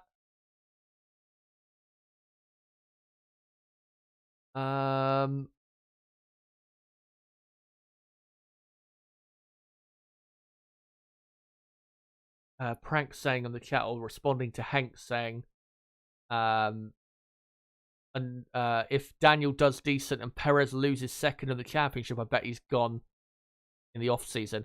I honestly, if Perez continues this level of bad performance, which is really bad, we're talking Lance Stroll levels at the minute of bad, then I think Red Bull will will pull the trigger. They'll get rid of Perez and they will replace him with Daniel Ricciardo, which I know people, certain people might be against, but what do you call it? If Perez continues this form he's in right now until the end of the season, can Perez really blame anyone other than himself? I know the team maybe hasn't treated him maybe in the best way that they could have. Of course, we had the whole Helmut Marko racism thing a few weeks ago, which was really bad. I think, pretty much everyone accepts that was bad, but I don't think, treatment from Helmut Marko is the reason why Perez has had a poor season. And yeah, if Perez, like I said, if he keeps this up, loses his seat, then he has nobody to blame but himself, because he's had very little reason this year, I think, to complain about why he's been so poor in so many races. We'll see what happens. Unfortunately for Perez, the next track in Austin, he's never really had a great race around. Mexico, of course, home race. Really needs a big bounce back there if he's going to keep his seat. And then, what's after that? Brazil. Again, he's never really been that great there. And then you've got Las Vegas, which at least for Perez is new for everyone. So we'll have to see what happens. And then Abu Dhabi, again, he's never really been great there. So it's not like we've got a couple great tracks for Perez coming up that he's normally been very good at. Like a Baku, Monza, Saudi Arabia, tracks like that. So Perez is really up against it.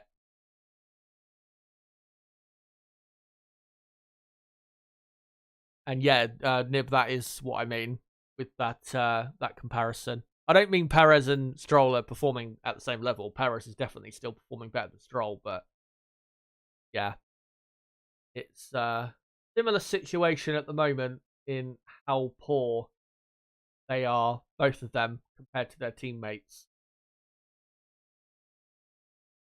And personally, as someone who likes Sergio Perez quite a lot, and I've always been a big fan of his. I've always, wouldn't say been a gigantic fan necessarily, but I've always liked him a bit more than others, purely because I've felt as though in the past he didn't quite get as much credit as others when Perez accomplished more. Drivers, such as Ocon and Hulkenberg that he was teammates with in the past. I remember in the past you used to get more hype or praise than him, which I felt was wrong, which kind of made my my liking for Perez even stronger, because he wasn't getting the credit he deserved. But yeah, the Sergio Perez we are seeing right now is not the Sergio Perez we all were loving from, say, 2020 or even last season, where most of the 2022 season he was performing at a good level.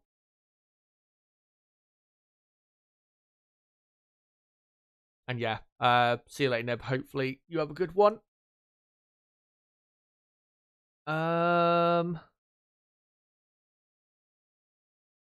Danny is trash, says Arvin Racing. Vince says Danny is done. He won't be in a Red Bull. I think you'll be surprised.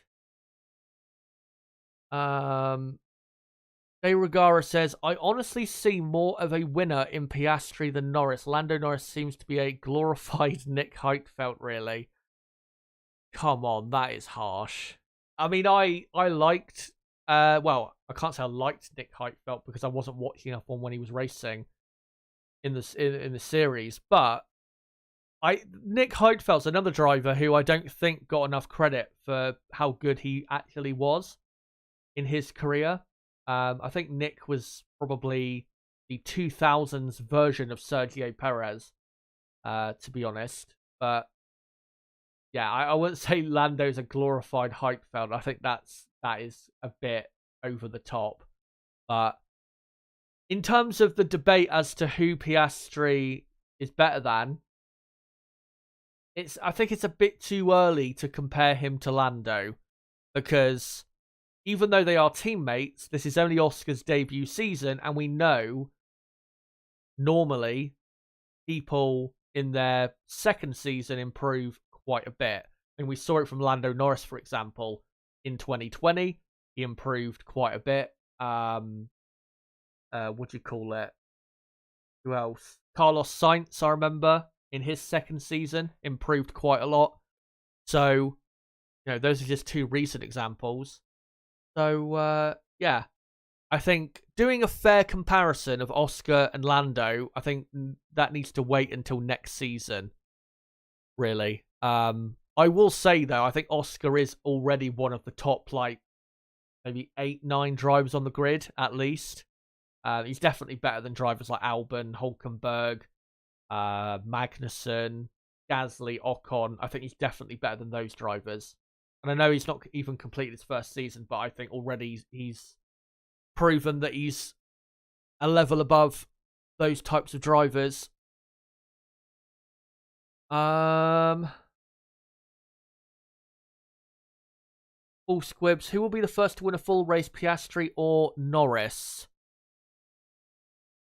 I think I'm going to say Piastri, not because I think Oscar is better than Lando, but I just think Lando, obviously he's got this whole thing about he hasn't won a race yet, and he's had so many podiums, but that win is still so elusive, and I think he's going to be one of those drivers, Lando, that gets a lot more podiums, like way more podiums than victories. Of course, everyone does get more podiums than they do victories, but you see what I mean. He's always going to be getting the seconds or the thirds with especially the car he's racing at the minute, which is not the best. He's always going to be getting that, but getting that win, I think, is going to be harder for him. Not because he isn't good enough, but because just with the luck that he has, it's going to be more difficult to accomplish. And I remember I did a video about Lando Norris, I think, just over a year ago, where I basically said I think he'll have a career similar to Jenson Button. And Jenson had a very similar thing where he had lots of podiums before his debut win. And, especially British fans, they were desperate for Jenson to get that first win. And when he did, there was such an outpouring of emotion, and it was such, an amazing victory as well in Hungary in 2006. And I think that's what it'll be like for Lando. I think when he eventually wins, it'll be like an amazing, crazy race that Lando somehow has managed to win, and it'll be, such a great feeling for him when he does get that win. I don't think that first win, when he does get it, will be just a simple, leading from pole position and easily winning type of race. It's going to be one of those wins where he has to come back from 6th or 7th, something like that. But yeah, we'll see when he gets that race win. In my view, I know there's some other people out there that try to say jokingly, say, oh, maybe Lando will never win a race, which I think is complete bullshit. I think Lando will eventually win a race. He's too good to not win a Grand Prix, especially when you consider we've had, Sergio Perez win a race for Racing Point, Esteban Ocon winning a race for Alpine, Pierre Gasly winning a race for AlphaTauri. He just needs to keep putting himself in there and then hoping eventually one day luck swings his way. Because sometimes at the end of the day, some drivers are unlucky than others, but sometimes in life, never mind in Formula One, you have to make your own luck and put yourself in position to benefit from other drivers or teams' mishaps. And if Lando puts himself up there enough times, eventually he will be the beneficiary rather than being the one that, gets the bad luck. yeah, we've got half an hour to go now until the race gets underway. So before I go any further, I am going to post a link of the stream out a couple more times before lights out. Just wanted to say quickly again, if you are new to the channel, don't forget to subscribe for more content like this, because we do watch-alongs for every qualifying and race, and previews, reviews, all of that stuff. If you want to keep up to date with everything going on in Formula 1, make sure to subscribe, and make sure, if you haven't hit the like button yet, to do so. We're on 64 likes. Let's try and get up to, say, 75, 80 likes by the time we get going for the race. That'd be great if we could. But, let me just post a link out of all places, and then we'll move on. Come join us to watch along the car. And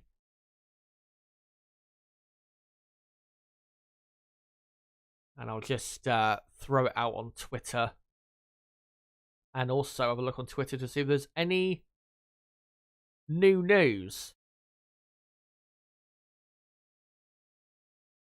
And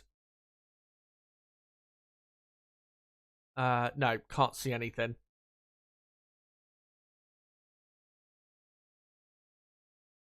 So let me just quickly tweet this out. Come join us here to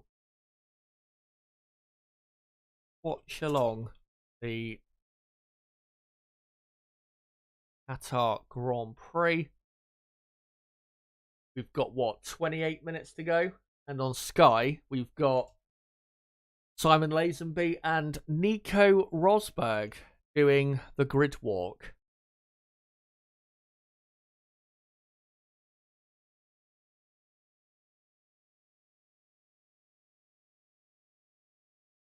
They're just interviewing Franz Tost, who, of course, people, they don't mention this a lot, but Franz Tost is coming into now the final 6 races, basically, of his Formula 1 career, because he is the team principal, but he will be stepping back into a consultancy role, I think, which is not really a member of the actual race team.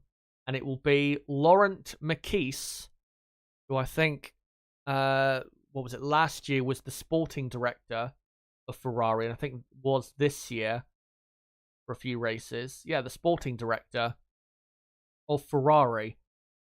So, be good for these last few races for Franz to get a good send-off, because he's had a great career. He's been running Toro Rosso / AlphaTauri since, what, 2009 or 2010, something like that. And he's been one of the better team principals we've had in the last, say, 10 years. He doesn't really ever get talked about. But, he's definitely better than your Binottos, your Arriva Benes, your, your Manisha Kaltenborns, or Beat Bulls, people like that. And I know people may say, well, he doesn't have that much to do as team principal, because Red Bull ultimately make the decisions when it comes to drivers. But at the end of the day, when it comes to the performance of the team, that is Franz's responsibility. And in the last few years, Toro Rosso / AlphaTauri have most of the time been a pretty competitive outfit, which has been not really something that should have been possible, given their lack of definitely resources compared to other teams. So, yeah, it's going to be a shame to see him gone. Jazztastic, has Max won the championship yet? Yes, he has. He won it yesterday. And is now a 3 times world champion at the age of 26, I believe. He is now, 26. He turned 26 last Saturday. So, 26 years old, and he's already got 3 F1 world championships. Michael Schumacher, I think, was... How old was Michael when he won his 3rd title? I think Michael was like 30 or 31, something like that. Senna, when he won his third title, he was about 31. Hamilton was 20, I think 28, 29, something like that. So I think Max has got to be one of the youngest three-time world champions ever. Don't think he's the youngest. I think Sebastian Vettel is the youngest by a year. But yeah, it is incredible how young and how successful he's been already. And as long as he is in a competitive Red Bull or whatever car, then every record there is there for him to break. Whether it's championships, race wins, podiums, pole positions, doesn't matter. All the records are there for him to break. As Rosberg and Lazenby just interviewing Adrian Newey on the grid, who of course is the mastermind behind the Red Bull car being as great as it is. Yeah, Crystal Racing saying Vettel's still the youngest world champion, double world champion, triple and quadruple world champion. So that is a record Max could break, is by becoming the youngest 5-time champion. Which, of course, all he has to do that, Max, is win the title next year and in 2025, which, let's be honest, is pretty likely to happen. And then, yeah, by the age of 28, Max will be a 5-time champion, which, I mean, normally you'd have to be like well into your 30s to be getting that, but for him to not even be 30 and possibly be a 5-time champion is a scary thought for any of his rivals.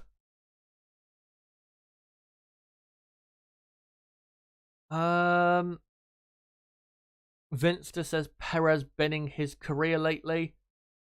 Brabham says, you remember when somebody asked Lewis a question about Franz and Lewis didn't even know who he was? I do remember that. I don't know if that was real, that Lewis actually didn't know who Franz Tost was. Probably was real, but I did think it was a bit disrespectful at the time. But, you know, if he truly didn't know who he was, then, I mean, what can you do? Anyway.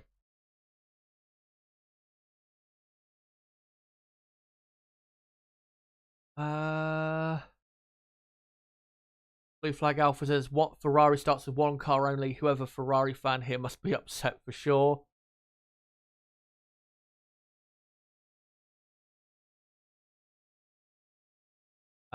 Vinster says, caught the watch along from a different streamer yesterday. It was awful. Just saying. Yeah. I know a couple of you were desperate for me to stream yesterday, but yeah. I know the sprint turned out to be better than expected, but given what I got up to yesterday, I think it was the right thing for me to not stream yesterday, because here in my part of the UK in the southwest, the weather has been amazing. It's been like a summer's day in the last couple of days, and it is today as well. And because obviously it's, you know, we're only 3 weeks away from the clocks going back or forward. I can't even remember at this point. What do you call it? It was really the last chance to enjoy the weather, and I went out and went to an event. So, yeah.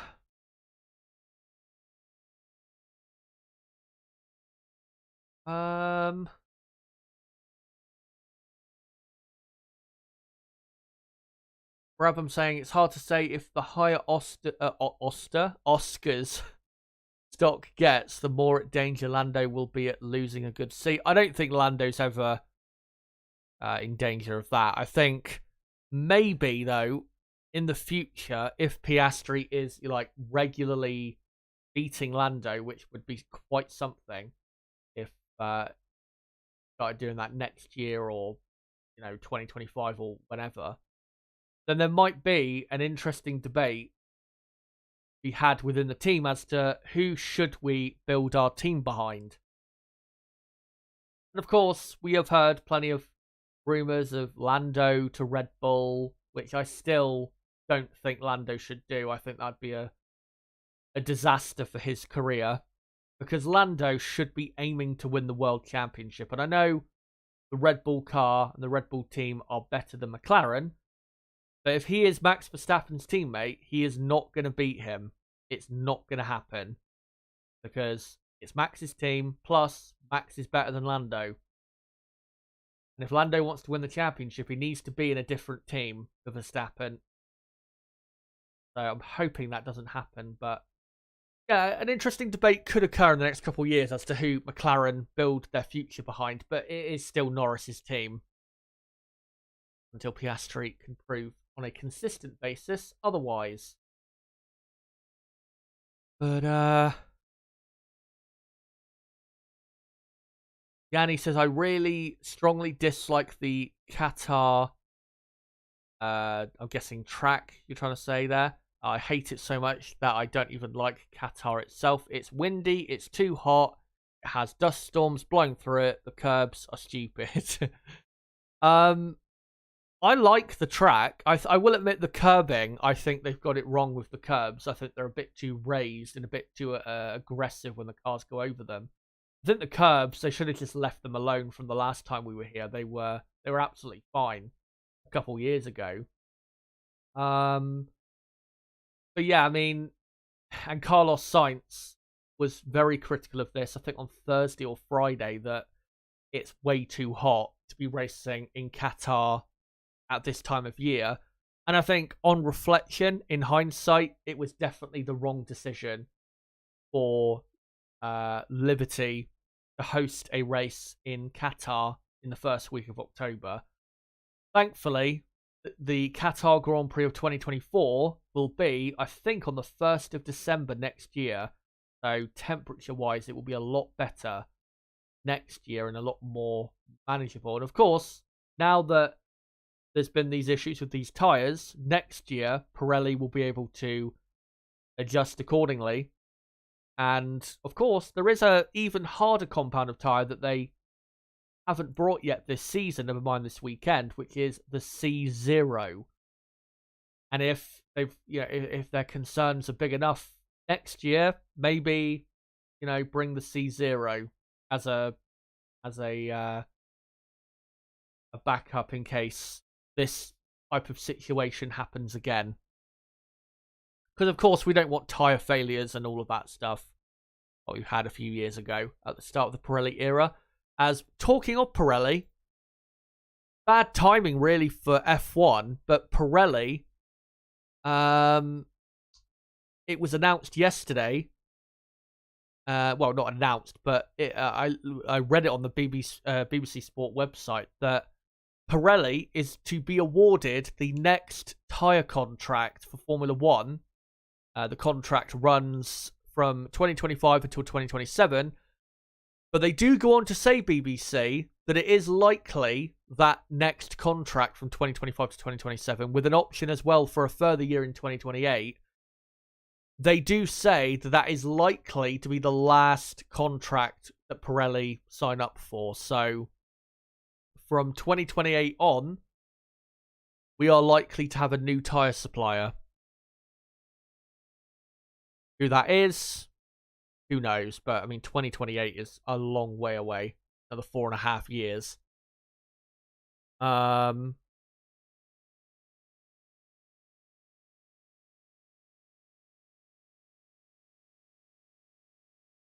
Dayton Cooper says the circuit was built for MotoGP. Yeah, I know they've been racing around here in motorbikes for quite a while, and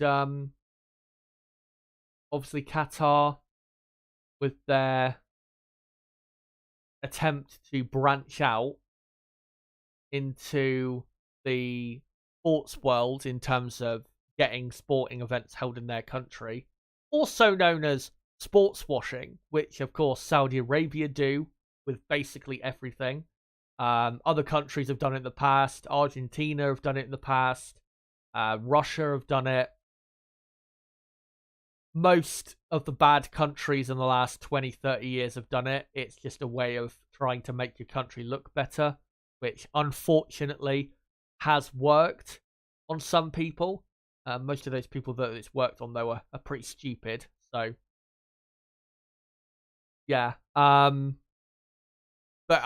I'm not surprised that we're permanently having Qatar Grand Prix from now on because, again, they've been entering the market and that trying to grow themselves as a country that can hold sporting events, especially after the World Cup that was there less than a year ago, which is now viewed as this amazing tournament. And in terms of the football, yeah, it was great. The final was amazing, probably the best World Cup final of all time. Arguably one of the greatest football matches of all time, but it does paper over the again, whole sports washing thing, which is obviously the point of them doing it. But, yeah. Vinster says, tyre competition must have insane costs since it seems no one wants in. Well, yeah, probably compared to other series, it's probably way, way higher than maybe even used to be 10, 15 years ago. And, I mean, that's a big reason why there are so many potential manufacturers out there that either haven't for a long time or have never tried to enter Formula One because the cost of entry is so big, and it's going to get even bigger when the new Concord agreement is agreed in a few years' time. Because the entry fee now is 200 million, I think, but the Liberty Media, I think, want to raise it to like over 500 million, which is, as far as I'm concerned, ridiculous. But there you go. Hank says McLaren could become Piastri's team. Norris to Red Bull with Verstappen leaving F1 before the end of his contract could be a good chance for him. I mean, it could if that happened, but it's not going to happen, is it? Max is not going to leave Red Bull before the end of his contract. Max is going to be at Red Bull at least until his contract comes to an end in 2028, when he'll be, 31? By the end of that year. So, yeah, as I said earlier with Lando, if he signs up for Red Bull, say for 2026, then he's wasting his chances of potentially being a champion in the future, unless Max does go and race for someone else or retires from Formula One, which, personally, I know he's talked about it a bit, but I don't think Max will retire from Formula One when his contract comes to an end.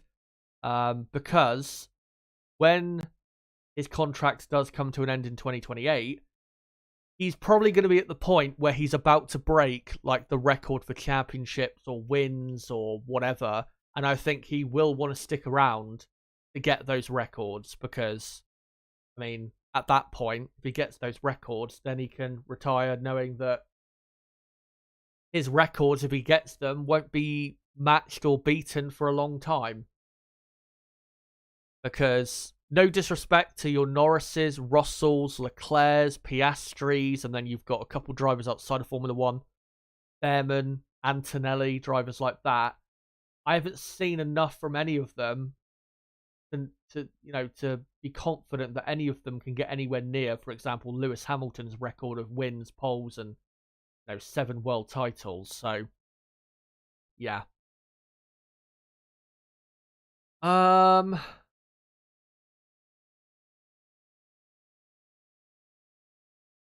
Mickey says, did a bit of lip reading with Norris and Sainz. Sainz asked Norris if he would use softs. Norris shakes his head. The Sainz smiled and said it's not worth it.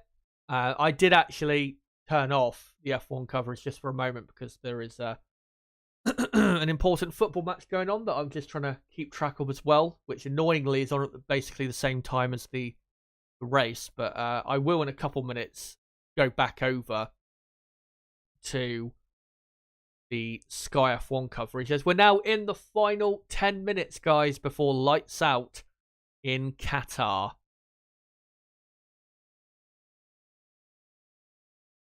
Lando Norris will get a podium.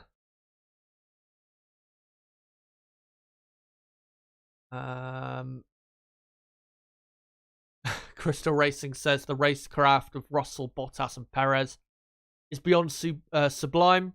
Every F4 driver should watch replays of their driving styles. Arvin Racing says Max will retire from Red Bull. I do agree that what do you call it? That Max, I think, will be at Red Bull for life. I don't think he'll ever go to another team, especially if Red Bull are as competitive as they've been in the last, 3-4 years, because why leave and take that risk at that point? So, yeah, I think Max is definitely going to be at Red Bull forever. But, right. Let me now tune back over to the Formula One. Yeah, just a few more minutes away. And remember, of course, there is still a poll running in the chat. Top of the live chat, there is a poll running. And, what do you call it? The poll question I've asked you guys is, who will most likely challenge Max Verstappen to win the 2023 Qatar Grand Prix? Your options are Russell, Hamilton, Piastri, or Norris. Let me know, out of those four, who do you think is most likely to fight Max for the win today? As Brabham in the chat saying, Max could be tempted to Ferrari, but I can't see any other team. I might be wrong, but I do remember, I think it was midway through 2017, one of the big journalists broke a story that Max Verstappen had signed a pre-contract agreement with Ferrari. I would like to hear from Verstappen whether that actually did happen back in 2017, because I know back then Max was suffering really bad luck. The Red Bull kept breaking down and he was being hamstrung, so much. And I do wonder whether that was actually likely to happen. Because I remember them talking about it, I think on Sky Sport F1 briefly. I think it was during Austria or Silverstone. It was really midway through the season, about Max potentially going to Ferrari. So yeah, maybe that could happen. The thing is, though, with Max, if I'm him, if he can win, 8 titles in total and break the record for wins and poles at Red Bull, if he then wants to go to Ferrari and get, a massive payday, plus have the experience, plus at least the joy of having raced for the famous Ferrari team, I'd have no problem with it, because at least he wouldn't be reliant on Ferrari for him needing, extra wins, titles, or whatever. So, yeah, wouldn't blame him if he did it in, the last bit of his career, but, yeah, I'd still be surprised, to be honest, if he went to the Ferrari team. But, yeah, just gonna have a quick drink, guys, and then I'll get into a last couple things before we get going.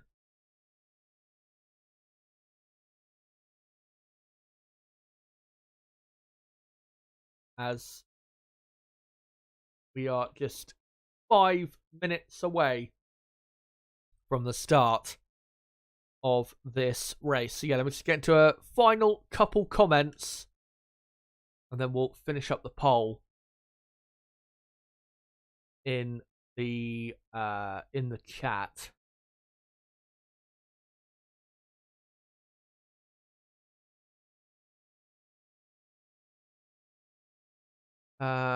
Nicholas says, and to be honest with you, Max Verstappen could do what Jimmy Johnson did in NASCAR and win when he won 5 in a row. What do you think about that? Could he be, or he could be this generation's Michael Schumacher? I've always compared him to Michael because I think he is the most similar driver that we've seen to Michael Schumacher in terms of the way he drives the car plus the way he races other people, and that's not a compliment when it comes to racing other people necessarily. Yeah, he is very similar to Michael Schumacher. Very, very similar. And yeah, I think probably will be this generation's Michael Schumacher. And then probably you could say Hamilton was, because obviously we had the Senna era, and then after that, and obviously Senna passed away, but then it was the Schumacher era. I think you could probably say that it's working out the same, in the last few years. We had the Hamilton era, and now it's the Verstappen era. Anyway, let's get into the results of this poll before we get underway. So I asked you guys who is most likely to challenge Max Verstappen to win the Qatar Grand Prix. 279 votes, and you guys have voted for Lewis Hamilton, surprisingly, with 34% of the vote. Piastri second with 32% of the vote, so it was close, with Norris third and Russell in fourth. But let me hide that timer and get onto a couple things before we get into this race. So after the sprint yesterday, Max Verstappen has already won his third driver's title and looks to cap off a golden weekend for him with the ultimate Grand Prix victory. Perez in second, Hamilton only 29 points behind in third, with Alonso fourth, Sainz fifth. Of course, Sainz won't be racing today, so big chance for Leclerc, Norris and Russell and Piastri to gain points on him. And then Lance Stroll rounding out the top 10 of the Drivers' Championship. And on the Constructors' side, Red Bull, of course, won the Constructors' title in Japan. Mercedes are second, 26 points clear of Ferrari third. That's a really close battle going on to the end of the season. Aston Martin are fourth, with McLaren only 36 points behind in fifth. With Alpine sixth, Williams seventh, Haas eighth, Alfa Romeo ninth, and AlphaTauri in 10th. But let's now get on to your starting grid for the 2023 Qatar Grand Prix. On the front row, it is Max Verstappen and George Russell, who have had previous when it comes to collisions. And so have these two, Lewis Hamilton and Fernando Alonso, of course, best of friends from the past. On the third row, it is Charles Leclerc and the man who won the sprint yesterday, Oscar Piastri. It's an all-Alpine fourth row of the grid with Gasly and Ocon. And then completing the top 10, Valtteri Bottas and Lando Norris. And then in 11th, it will be Yuki Tsunoda. 12th, it would have been Carlos Sainz, but it will now be Alex Albon with Hülkenberg then in 13th. 14th, it will then be Logan Sargent, with 15th being Lance Stroll. And then Lawson will be in 16th place, with Magnussen in 17th. And then 18th will be Zhou. Sergio Perez will be 19th and starting from the pit lane. And Carlos Sainz, of course, 20th and already out of the race. So that is your starting grid for today's 2023 Qatar Grand Prix. And unfortunately, guys, you're going to have to give me just a moment to get this order correct, because I forgot to put it in the right order before the stream, because I was a bit late getting the stream ready before I started. Just give me a couple minutes, guys, and I'll get it right. So Alonso 4th, Leclerc 5th. Of course, we'll see who is starting on what tyres in a moment, and I will let you know, I will let you know some of the drivers as they get away, who is on what tyres. As we've got Gasly, obviously, in 7th, Ocon in 8th, and Bottas 9th, Norris 10th.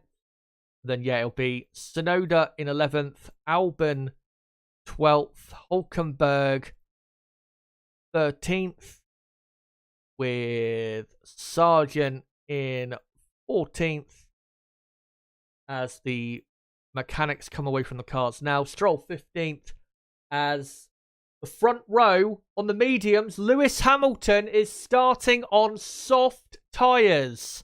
The Mercedes are going for it. And remember how good those soft tyres were in the sprint yesterday. In the first few laps, they were very, very strong, but did fall away really quickly. As formation lap has now begun, so it will be Verstappen on mediums, Russell on mediums, Hamilton on the soft, and Alonso on the medium. And just the back end of the order, you got, Lawson 16th, and then Magnussen 17th, Zhou 18th, Perez 19th, and Sainz, of course, I'll put on screen soon that he is out of the race.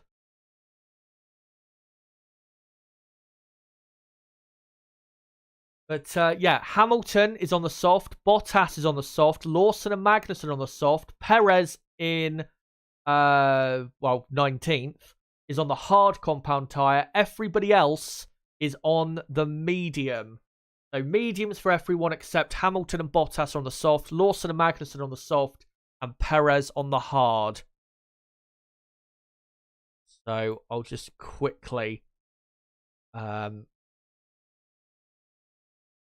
do a tyre data update on my end quickly. Of course, I will get it on screen as quickly as I can after the first, couple laps or so, once everything's settled down.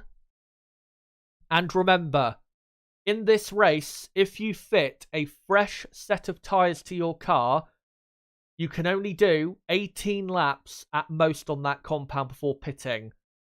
If it's a used set, then it's different. And I'm hoping that FOM today will update us on screen, letting us know how many laps people have got left on their compounds.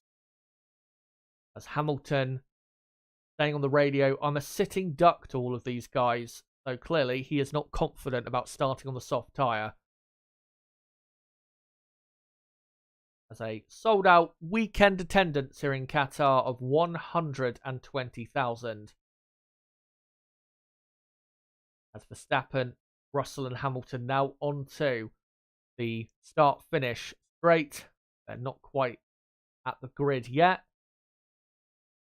And Lewis Hamilton has got to have a great start. If he has a poor start, then on those tyres, he is absolutely fucked. Because those tyres will go away very quickly. And he'll probably have to pit by lap 10 or something like that to get rid of them. So, it's not going to be a great experience for Hamilton, at least the first stint. But after that, we'll see how it goes down. He will have the advantage in the race, I guess, of the undercut, which might pay him back later on. But the cars are now getting lined up. You've got the front half of the field not quite lined up. Just Bottas and Norris getting lined up now. There is Max's father, Jos the boss, in the garage, as now almost all the cars lined up on the grid. And of course, Perez starting from the pit lane. So we're back in Qatar. Can we have a great race this evening? As the lights are on, it's 2, 3, 4, 5 lights. And it's go in Qatar. And Max Verstappen has had a decent start as he pulls ahead of Russell Hamilton. Now side by side and trying to go round the outside of his teammate. Will he go for it? Oh, they've made contact. The two Mercedes have hit each other. And Hamilton is out of the race. His tyre has fallen off. And the Silver Wars, as Nib said a couple of weeks ago, are back. As, Alfa Romeo off in the background, only slightly off the track. I think it was Valtteri Bottas, and he almost made contact with an AlphaTauri there that's made good progress. And cars all over the place in turn 5 and 6. And it's Verstappen leading from Alonso second, Leclerc third, and Gasly, I think, is in 4th place. George Russell, as I've got damage, he's still going, but I'm pretty sure Hamilton is out of the race. As Lance Stroll there side by side with a Haas. And, oh no, actually, Piastri is in second. What a start from the McLaren. So Piastri, I think, is up to second place with Alonso in third, and the safety car has been deployed. And yeah, Lewis Hamilton surely out of this race. And yeah, he is. He's put the steering wheel out and he is out. So let me just do the order quickly as his car beached in the gravel there. Verstappen leading, Piastri second, Alonso third, Leclerc fourth, Ocon actually it is in fifth.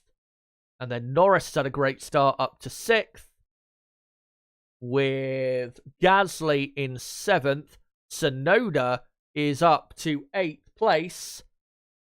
And I'll wait to correct the rest of the order once they actually show it. But I'm guessing they're going to show the contact between Russell and Hamilton in a moment. And I am very interested to see the onboards of this accident as... Right, so they've shown the order again. Bottas is in 9th. Hulkenberg's had a great start. He is up to 10th place as Russell hits. And we'll surely have an inspection to see if the car is in good enough shape. As we've got then Stroll 13th. Magnussen in 14th. As they're just testing the car to see if it's okay. And Russell comes out of his garage, but doesn't look very sure about it. It's Lawson in 15th, and then Zhou and Perez, and then... actually, hold on. I've not put Russell down far enough. There you go. So, looking at the replay overhead, can't really tell from that angle, to be honest, who is at fault. To me, live, it looked like Hamilton might have turned in a bit too early to turn one. But here we are on board with Russell. This will give us the best angle of this accident. So Russell... Yeah. I think that's probably a racing incident, to be honest. I don't really see what Russell could have done. I don't think Russell understeered into him. I think Hamilton might have just squeezed him a bit too much. And Lewis saying, yeah, I got taken out by my own teammate, and that was in response to being asked if he was okay. Here's another replay. The replay of what we saw live. And yeah, to me, Lewis comes across in the braking phase too early, squeezes Russell, and that's what creates the contact. I would like to see another replay again of Russell's on board. Because looking off board, I don't think Russell can go any further to the inside really than where he went. So for me, it's a racing incident, but if anyone is to blame for that, I would put the blame on Lewis Hamilton. But there you go. Let me know in the chat, who do you think is to blame for that collision? Or do you think it's a racing incident? Here's a replay on board Oscar Piastri, who's now running in second, and McLaren could now put up a fight against Red Bull. And yeah, he stayed to the inside, which is really the trick that you need if you're going to gain at the start. Is always make sure you stick to the inside of turn one at any track, because if you do, then if there is a collision at turn one, it'll always wash out to the outside of the track and you'll gain most from it. As we're now on lap 3, as Lewis Hamilton trudges back. And it's a long walk. Well, not too long of a walk now. Back to the pit lane. But we are on lap 3 out of 57. Still under a safety car. Let me just try and get the tyres, though, correct. And update as well that Lewis Hamilton is out of the race. And Lewis Hamilton is going to be investigated after the race for crossing the track at an incorrect time, I believe. That's what it said on screen. So yeah, Hamilton and Sainz out of the race. Russell, by the way, went on to another set of mediums. So Bottas, I know, is on the soft. And then we've got Perez, I think, on the hard tyre. Lawson and Magnussen on the soft as well. So I think those are the tyres. Lap 4 out of 57. And Hamilton and Russell, the incident will be investigated after the race for causing a collision. As... Oh, what's happening here? Cars are already pitting under a safety car. We've got many cars in. We've got both Haas's. Both Haas's? No, it's just one Haas. And Valtteri Bottas also pitting. And Lawson and Stroll. Obviously crucial that for Bottas, Lawson, Magnussen, because they started on the soft compound tyre. So, Lawson is now 18th. Magnussen has actually jumped Stroll in the pit stop phase. So, Stroll is in 17th. Magnussen is 16th. And then Bottas is 15th. So, that's a free pit stop for those drivers. And that might really help them in this race as the safety car is coming in at the end of this lap. And again, after that collision between the two Mercedes drivers, let me know, who did you think was to blame, or more so to blame for that accident, or did you think it was just a racing incident? Again, for me, just a racing incident, but if there was going to be anyone I'd blame more, it would be Lewis Hamilton, because I think he came across a bit too much, as Hülkenberg has been noted for an incorrect starting position, which is bad for Hülkenberg because he's currently in 9th place, as Max Verstappen just backing these cars up as he now becomes the safety car. As he's about to enter, I think, now the final couple corners. And he goes for it, and he's left Piastri for dead. And still got a couple corners to go before we begin lap 5. And yeah, Max has pulled pretty much a second clear. Yeah, he has. A second clear of Piastri. What a restart by Verstappen, who leads the Qatar Grand Prix on the restart on now lap 5. Of 57, and it is Verstappen, Piastri, Alonso, Leclerc, Ocon, Norris, and Gasly and Tsunoda side by side. The 2X teammates, and Tsunoda getting very close to hitting him, but he thankfully did not, as Albon and Hülkenberg close together, fighting over 9th and 10th. One thing I do need to update is that Lawson and Perez are on the hard compound tyre. Let me just do that. There you go. Perez and Lawson on the hard tyres. Everyone else on a set of mediums. As no more position changes, as Max Verstappen continues to leave Piastri for dead. 1.4 seconds the gap as they now enter the final sector of lap 5. Pierre Gasly under a lot of pressure by the looks of it from Tsunoda and Hülkenberg behind. We do know the Alpine not very quick in a straight line, so he's going to have to really start pulling away in these corners before we get to the pit straight again, or else he's going to be in trouble.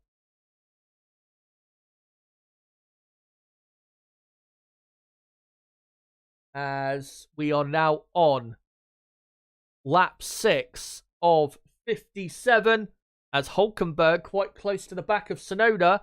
And we know the Haas is quick in a straight line as Tsunoda defends. Hülkenberg, is he going to go for the outside? He does. Does he get the move done? It's close, still side by side, but yes, he gets it done. What a move by Nico Hülkenberg. Of course, had a big collision yesterday in the sprint, and he's now up to 8th place.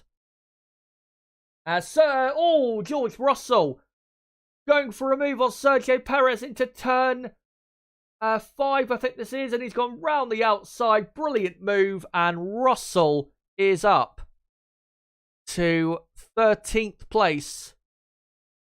Perez clearly struggling on that hard tyre. Max Verstappen, by the way, has the fastest lap.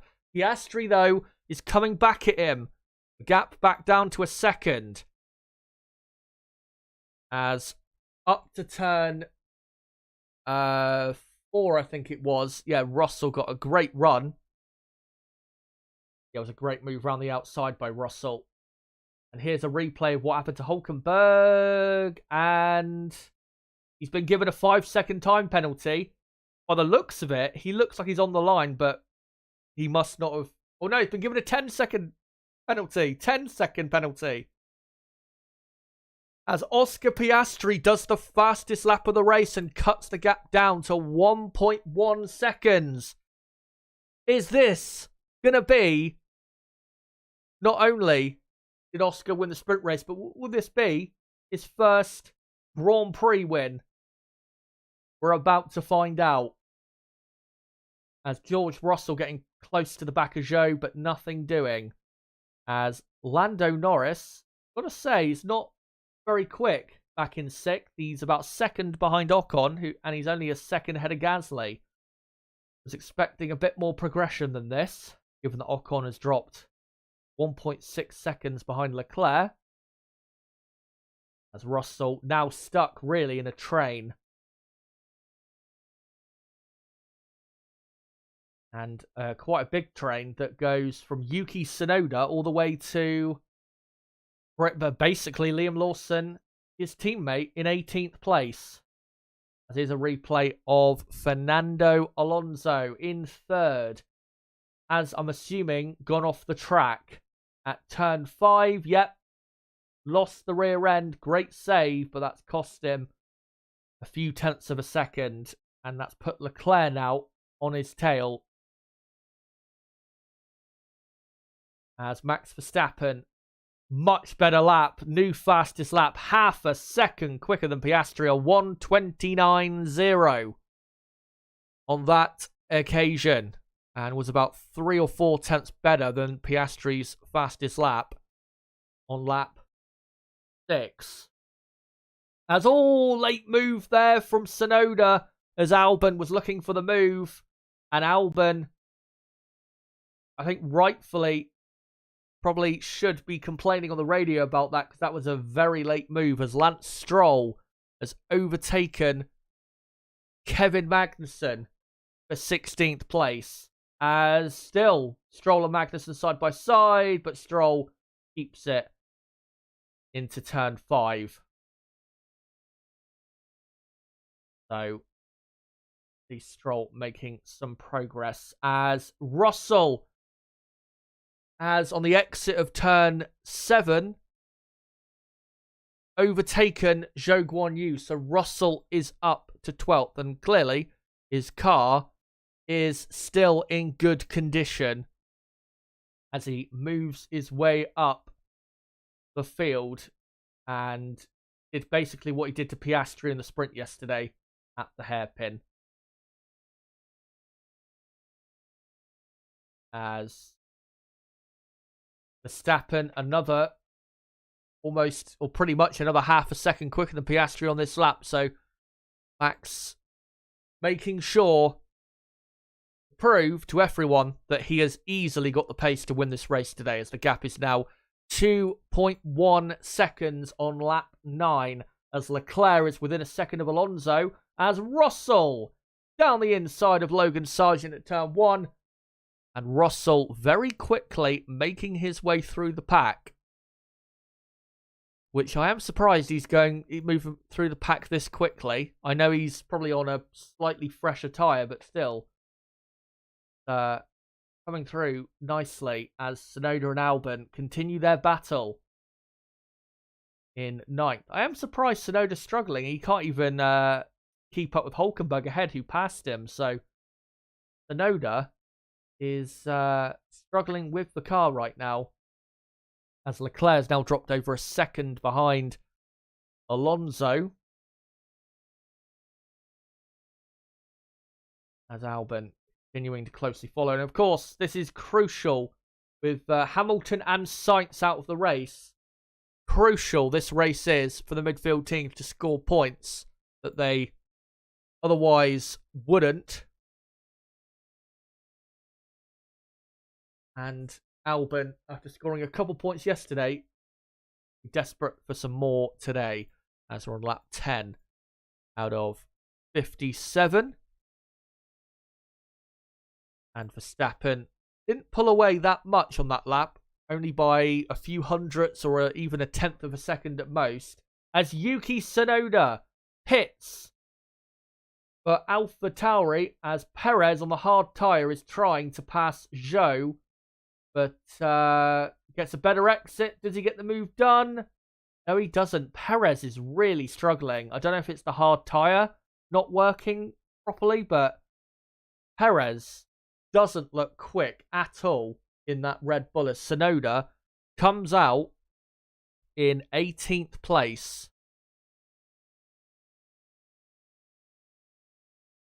Perez, last thing he needs to be doing is going for a lazy move like he did against Magnussen in Japan.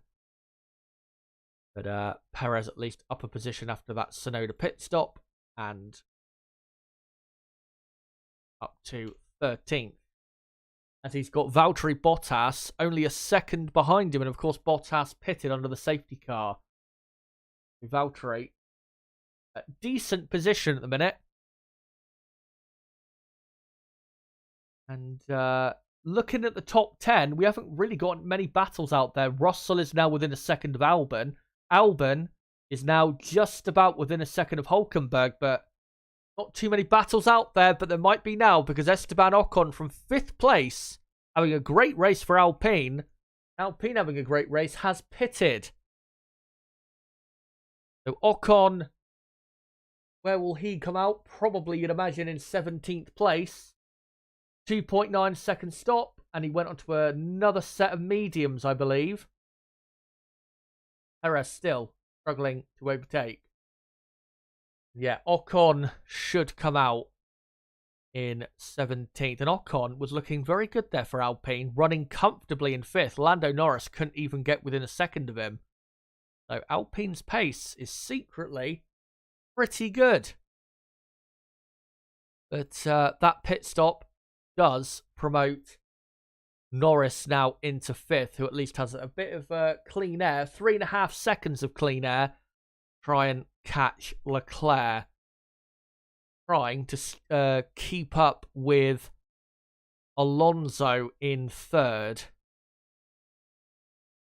As we've got Lawson, of course, in 16th on the hard tyres. Ocon on mediums. And you would think that pit stop from Ocon is going to trigger pit stops. As they've just let us know on the screen, Max Verstappen doesn't need to pit any later than lap 17. So he's got 5 more laps. He starts lap 12. 2.8 seconds clear of Piastri as Alonso and Gasly pitting. And Alonso onto a set of mediums. 2.3 second stop. Gasly as well. Medium tyres. Both great pit stops. And let's see where Ocon comes out relative to those two, as Perez still trying to pass Zhou, but he just cannot do it. And Ocon has only just come out ahead of Gasly, who was behind him. But Ocon, not a great outlap. As I think a McLaren driver, I think might have been Piastri, has been told to box. So it is Gasly now in, what do you call it, in 17th, and Alonso is in 15th place. So let me just quickly update that. As Russell has just overtaken Alex Albon at turn 7, I believe. Yep, they just showed a replay of it. And here comes Oscar Piastri on lap 13 for a new set of tyres. And this surely will force Red Bull to react, as also Charles Leclerc pitting. And great pit stop that from McLaren. As Leclerc, good stop for him as well. So Norris now up to second. Hulkenberg, well, was in third place very briefly. Now it's Russell. But Hulkenberg doing well to stick out there. And remember, staying out there longer if you're allowed to will help later on, because you'll have fresher tyres and you'll be quicker towards the end. So Piastri has come out in 13th, ahead of Leclerc. And Leclerc, guys, has... We need to be seeing it, Mr. Director. Leclerc and Alonso are side by side somewhere, and they're not showing it. Leclerc has got ahead of Alonso. Not anymore, because, and they annoyingly didn't show it, into turn 5, Alonso has got back ahead. So Alonso is in a net third place now. So it is now Leclerc down in 15th place. Alonso is 14th and Piastri is 13th. After pitting on lap 13. As Max Verstappen, interestingly, stays out. I have to say, one thing I have seen here is, as Lando Norris pits, is the drivers who are staying out seem to be gaining time from doing that. As George Russell does the fastest lap of the race, a 1:28.7. He's 17.5 seconds behind Verstappen, but remember, Russell has pitted. As Hulkenberg and Sargent pit as well. And Piastri is now ahead of Lawson. Norris almost gets ahead of Leclerc and does jump Ocon by quite a lot, by 3.5 seconds. He's now clear of Ocon. So what a 2 or 3 lap stint that was to get himself ahead. As here's a replay of Russell, I think, going round the outside of Hulkenberg earlier, about a lap or so ago. So, and here's a replay of how Alonso got ahead of Leclerc. Leclerc, mistakenly, I would say, gave him the inside line into turn 5, and that's what allowed Alonso to get back through. So, we've got Norris now in 13th. Hulkenberg has dropped to 18th and last, but he's on the hard tyre now. So Hulkenberg is 18th. Logan Sargent is in 17th. As Piastri really close to the back of Magnussen now. So Sargent in 17th place, as I've just accidentally put Piastri a bit too far behind. As George Russell pits again on now lap 15 of 57. As Alonso, I think that is, yes, going around the outside of Lawson into turn 1. So you got Hulkenberg 18th, Sargent 17th, and then Tsunoda 16th. Russell has now dropped to 15th place. And then you've got Lando Norris in 12th place for McLaren. And then Leclerc 11th, Lawson 10th, Alonso 9th, Piastri has gone ahead of Magnussen for 7th. And then it's, at the minute, it is Verstappen leading from Albon, Zhou, Perez, Bottas, Stroll. That's your top 6. And then Piastri, Magnussen, Alonso, Lawson. Truly, with these rules, these tyre rules we've got, to protect against, any safety issues, it really is making for a race that, where anything could happen. As Max Verstappen, who is still out there, has somehow done the fastest lap of the race, a 1:28.7, and he's on lap 16 now, and I think will probably pit at the end of this lap, or the end of the next lap, because that's what his limit is. So Perez is now up to third. We just saw a replay of him overtaking as Piastri now does the fastest lap. As Alonso up to 8th. Leclerc up to 10th. So it's currently Verstappen, Albon, Perez, Zhou, Bottas, Stroll, Piastri, Alonso, Magnussen, Leclerc, Norris, now up to 11th, Lawson 12th, and then Ocon, Gasly, Russell, Tsunoda, Sargent, Hulkenberg. When it comes to who is on what tyres, I will update that when I can. As Hulkenberg, by the way, has had a disaster in the pit stops. He's now behind Sargent and 8.7 seconds behind. So clearly Hulkenberg had a... Oh yeah, he had to serve that penalty, didn't he? Yeah, 10-second penalty, so that's why. That's why Hulkenberg so far down. As Max Verstappen does another fastest lap. And it's 1:27.8. That is absolute filth from our 3-time world champion. As this is now the final lap that he can do on this tyre. So he must pit at the end of this lap or else he will be disqualified. He's just coming through the rest of the lap. He will come out in the lead, by the way. He's that far ahead. Got to say, though, staying out is working very well for Alex Albon in second place.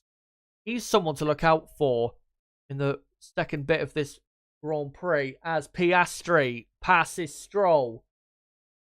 As Leclerc and Norris now ahead of Magnussen.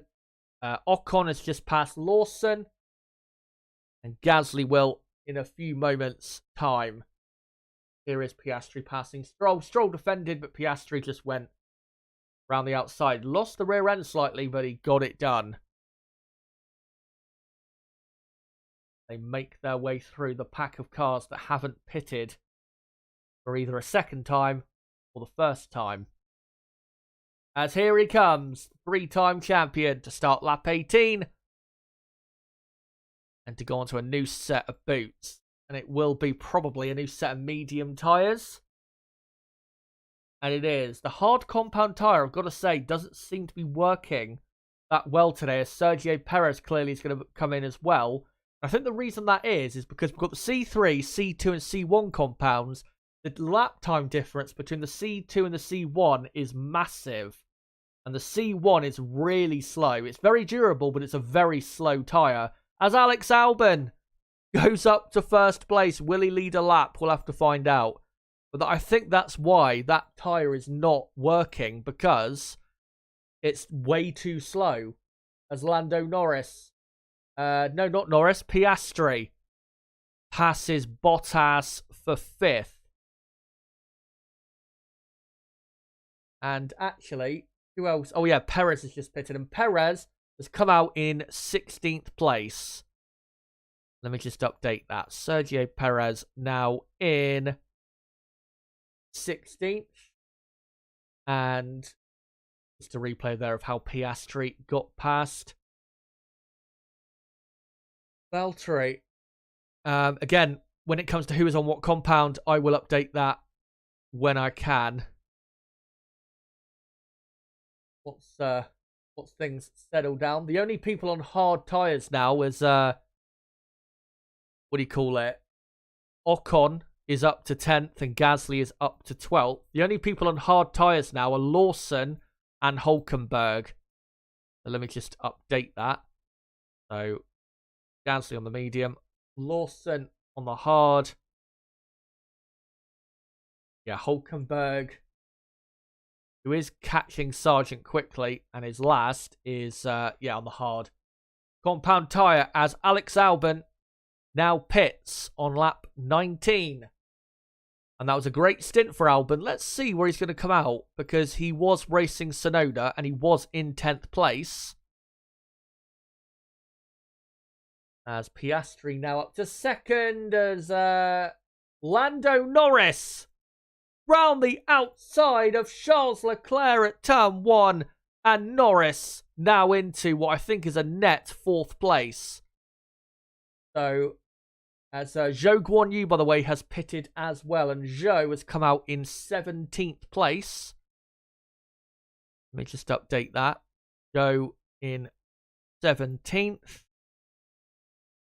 And I'll update where Albon came out in a moment, as here's a replay of Alonso passing Stroll. And Norris, great run on Leclerc, and then Norris had the grippier outside line. Not surprised that Norris got that done, because the McLaren is simply quicker than the Ferrari at the moment. Great move by Lando, who now needs to get hunting after Alonso, who is in a net third, as that's a replay of Russell passing, I think, Lawson. Not quite sure. Might be Magnussen. It was actually Magnussen. So, yeah, Zhou is in 17th. Sargent 16th. Perez 15th. Albon has come out behind Tsunoda, but he is on now much fresher tyres than Tsunoda, who pitted quite early. We are now on lap 20 of 57. Not even halfway, guys, through this Qatar Grand Prix, as Perez, they're passing Albon for 14th place. That's a key move for Perez. So it's now Verstappen, Piastri, Alonso has just overtaken Bottas. And then it's Bottas 4th, Stroll 5th, Norris, Leclerc, Ocon, Gasly, and then Russell completes your top 10 with Magnussen 11th, Lawson 12th, and then Tsunoda, Perez, Albon, Sargent, Zhou, and Hulkenberg the rest of the field. As Lawson is, what do you call it, on hard tyres. So is Zhou Guanyu, who has pitted onto the hard tyre, which I am surprised by, given that it's not really working out, that compound. As we are now on lap 21. And I think, sorry, I think just about I can start to settle after what has been a crazy last few laps. And it's still going, as here comes Norris round the outside of Stroll at turn 1, and Lando now up to 5th place. Still a net 4th place that Lando is currently in, as Russell right on the back of Pierre Gasly. And yeah, race has been pretty good so far. Max Verstappen, 7.5 seconds clear of Oscar Piastri. Verstappen has got this race win on lock. Alonso in 3rd, I think, will start coming under pressure. Norris, it is a replay of Russell trying to go around the outside of Gasly. And I think Russell might be justified. Maybe not, I'm not sure. That's a tough one. Russell saying that Gasly pushed him off on the exit of turn 1. That's kind of a 50-50. If I was the stewards, I'd leave that go. I mean, he's going to overtake him in a minute anyway. And I don't think there's like a clear, obvious decision to be made there, as we are on lap 22. And yeah, Alonso, as Valtteri Bottas just veered off then last second, and so did Stroll, because they're both coming in. Lando Norris, you'd imagine, will be the favourite now to get 3rd. That's not necessarily guaranteed, because there is a bit of a gap between Alonso and Norris of 4 seconds. As here comes Alex Albon on the back of Tsunoda. Will he go round the outside? He does. They're so close, but Albon had a bit of a moment in the middle of turn 1, and that's what causes Tsunoda to keep the position. As Perez now ahead of Tsunoda, as also Lawson and Magnussen have pitted. So, Lawson is now 18th, Magnussen is now 17th, and then you've got Stroll in 16th place, with Bottas in 15th, As Russell, interestingly, has still not passed Pierre Gasly. Don't know why that is. Thought he would have passed him on the next lap. We're on lap 23 now. Bottas, is down to 15th. Then it's Hülkenberg 14th, Zhou 13th, Sargent 12th, Albon 11th, Tsunoda 10th, Perez 9th, Russell 8th. And then Alpine in a great position right now, 6th and 7th. What a result that would be. As Lando Norris has a new fastest lap of 1:27.7. And he's now about 3.4 seconds behind us. Russell again going to go for the outside line. And what a move by George Russell. He's up to 7th. As Tsunoda has pitted again. So has Tsunoda got a problem with his tyres, or has he got a slow puncture from the new set he's put on? Oh no, actually he what am I on about? He hasn't just pitted, has he? He pitted about 10 laps ago, didn't he? So he's coming in for his second pit stop already. We're not even halfway through this race. So Russell is 7th, and then it's Gasly 8th, Perez 9th, Albon 10th.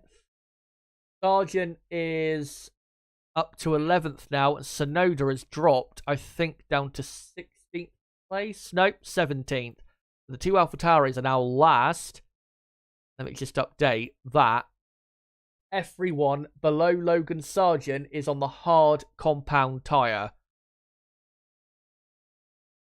So Hülkenberg, Bottas, Stroll, and Magnussen all on the hard tyre, and all now looking on that fresh set of hard tyres they all have to go as long as they can, the 18 laps from when they pitted, try and get as far in as they can before having to make their final pit stop, maybe?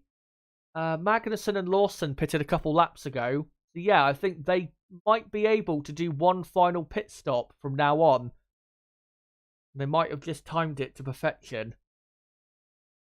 Same for Bottas and Stroll. So watch out for those four. Bottas, Stroll, Magnussen and Lawson. Sergio Perez now has the fastest lap and is getting on with it. So is Russell, who is in 7th and has got Esteban Ocon just 3/4 of a second ahead of him. As Norris now 2.5 seconds behind Alonso, so it is inevitable Norris is going to pass Alonso as he does another fastest lap. A 1:27.7. Leclerc now 4 seconds behind Norris. Ocon is only 2.2 behind Leclerc. So Alpine, they might be able to start fighting with Ferrari. Because Leclerc's pace at the minute not looking too special. As we are on lap 25. Max Verstappen is 8 seconds clear of Piastri, 14 clear of Alonso, 16 clear of Norris, 20 clear of Leclerc, 22 clear of Ocon. And if you're wondering with Perez, how far is he off his teammate? It's about 24, 25 seconds after 25 laps. So, just over a second a lap. He's losing Perez to his teammate. So, as what's this? This is Zhou on the back of Sargent. We were just seeing in the fight for 11th. Here is Russell and Ocon. As Ocon very quickly catching Leclerc now. Leclerc he must have been a mistake because he's dropped a second and a half to Norris ahead of him in the last lap. So Leclerc has got issues because Ocon is almost within a second of him now. And this is what you feared if you were a Ferrari fan, that the degradation was going to be too much as Max now starts lap 26.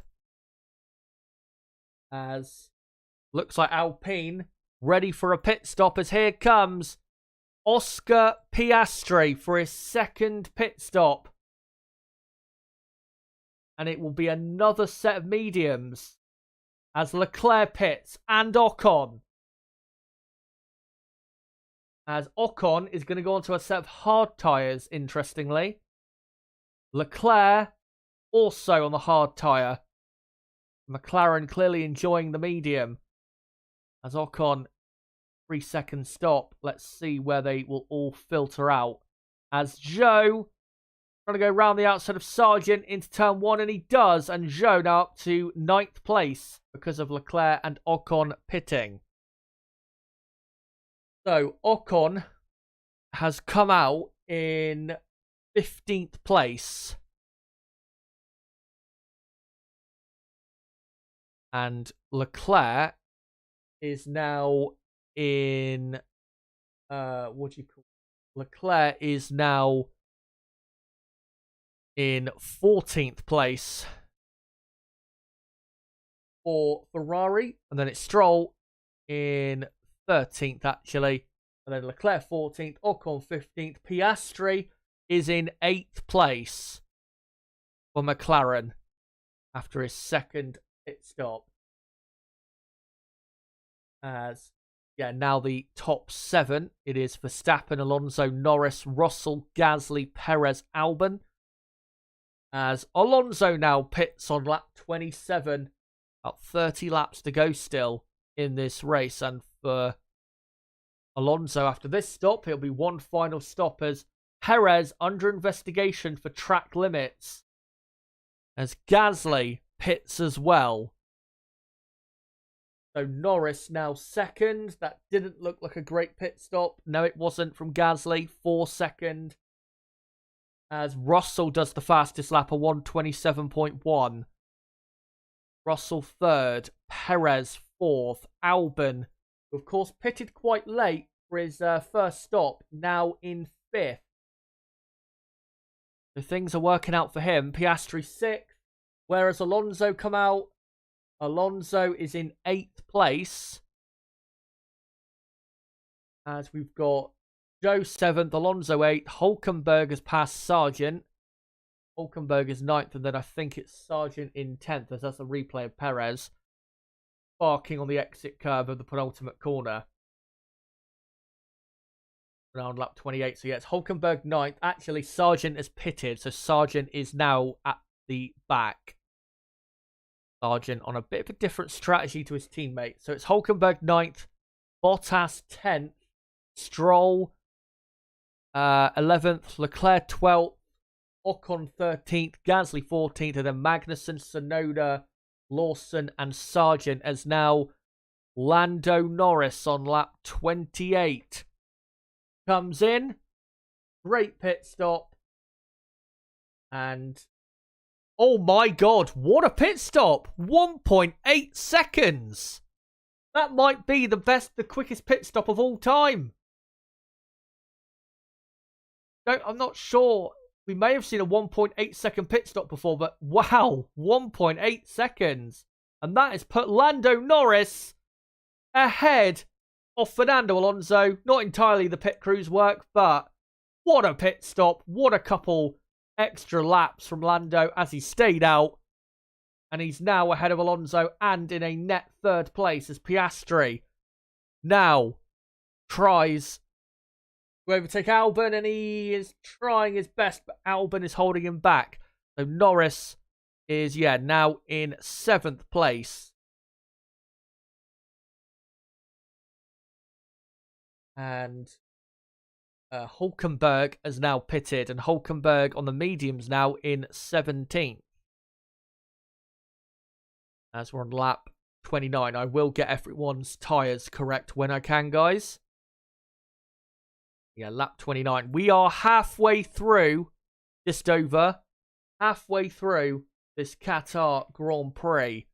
And we still have no idea what's going to happen. Oscar Piastri, I think, is about to pass Alex Albon into turn 1. As Albon does move, but not really. And Piastri is up to 4th. So, right, let me now do the tyres on lap 29. So Verstappen on mediums, Russell on mediums, Perez on mediums, Piastri on mediums, Albon on the medium, and then Zhou is on the hard. Norris is on the medium, and then you've got oh no, not Russell. You've got then Alonso on the hard, Bottas on the hard, Stroll on the hard, Leclerc on the hard, and at the very, or almost at the very back, Hülkenberg on the medium. Interesting to note that Leclerc is struggling to catch Lance Stroll and Valtteri Bottas, even though Leclerc pitted after them. I'm just wondering, have Bottas and Stroll, with their strategy, have they got a strategy that could see them score a lot of points? Because Leclerc, Ocon and Gasly are not really going very quick at the moment. As we're on to lap 30 out of 57, with Piastri having done the fastest lap, a 1:27.0. Max Verstappen, by the way, don't think needs to pit for another 4 laps. As here comes Norris round the outside of Zhou, and he's up to 6th. So McLaren are in a net 2nd and 3rd, which is what I predicted, and that is realistically the best result they can get. But yeah, lap 30 out of 57. Just wanted to say quickly, as we are halfway through this race, if you are new to the channel, don't forget to subscribe, because we do race and qualifying watch-alongs for every Grand Prix, plus weekend previews, weekend reviews, previews for qualifying, all of that stuff. And if you want to keep up to date with what's going on in Formula 1, make sure to subscribe. And for everybody watching right now, make sure, if you haven't already, to smash a like button. We're currently on 90 likes. Let's try and get to 100 likes if we can by the end of this stream. As we are on lap 31 out of 57. And yeah, they've just put on the screen that Verstappen doesn't have to pit, I think, until the end of lap 34. As Piastri does the fastest lap of the race. And this is Leclerc, and Norris has now done the fastest lap, a 1:26.2. Very, very quick. Here comes Leclerc on the back of Stroll. Stroll defends late. Can Leclerc have enough grip to go around the outside? He does. And he gets it done. Does he? Yep, he does. Pushes Stroll a bit further out. And Leclerc is up to 10th place. But got to say, it's not looking great for Ferrari at the moment, because their pace is, well, absolutely nowhere near the McLarens, or obviously Verstappen in the Red Bull, but also they're under threat later from Russell and Perez, who are looking pretty decent at the minute. It takes about, I think, 24 seconds to pit here in Qatar. So if George Russell in second was to pit now, he would come out. Yeah, he could come out ahead of Leclerc, actually, could Russell. So yeah, Leclerc is not in good shape as Sergio Perez on lap 32 comes in. And is serving his penalty there. I thought he wasn't given a penalty.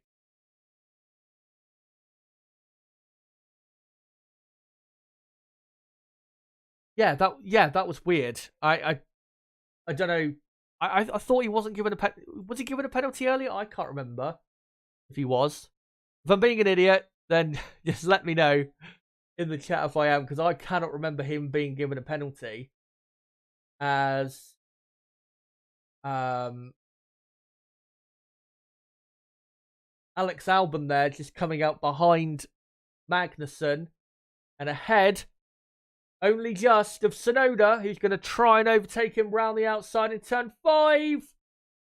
And, oh, they're so close. And Tsunoda gets it.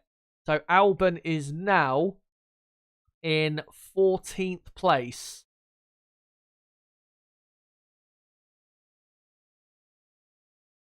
And, what do you call it? We've got, actually, Albon in 15th. Tsunoda up to 14th. And Perez is in 12th place. Yeah, let me know in the chat. Did Perez get a penalty for something? And have I just missed it? Because I can't remember him getting a penalty. Because that was a 7.8 second stop. Oh, track limits. Right. So he was given a penalty for track limits. Right. I must have just looked away from the screen when they gave that or something. As we're on lap 33, as Leclerc goes around the outside of the Aston Martin of Fernando Alonso off the track. What's happened? He's gone off into the gravel. He's back on the track now, and he comes out now behind Leclerc. Disaster for Alonso. He's now under pressure from Valtteri Bottas. So Alonso is now 7th. Not the end of the world, but it almost was for Fernando, as Verstappen has now been told to pit for his second pit stop. So and Russell, by the way, that's what I was going to announce, was Russell has jumped Alonso and Leclerc. So Russell is now in a net 4th place. What a comeback from George Russell. As Alonso, I think the same thing happened as earlier. He had to have an oversteer correction. Went into the gravel, and that's what cost him so much time. And now he's behind Leclerc. So bad. And that Aston Martin clearly proving to be too hard to handle. So it is Verstappen leading by 34 seconds. Verstappen, though, don't worry, is going to pit. That gap will come down. And then it's Piastri, Norris, Zhou, Russell, Leclerc, Alonso, Bottas, Stroll, Ocon, Gasly, Perez, Magnussen, Tsunoda, Albon, Lawson, Hulkenberg, Sargent. That is your field with about 23, 24 laps to go. As Albon getting pretty close to the back of Tsunoda, as we're on lap 35 now, and Max Verstappen comes in for his second pit stop. Let's see what tyres he'll go on to. Perez went onto a set of mediums, so you'd imagine it'll be another set of mediums for Max.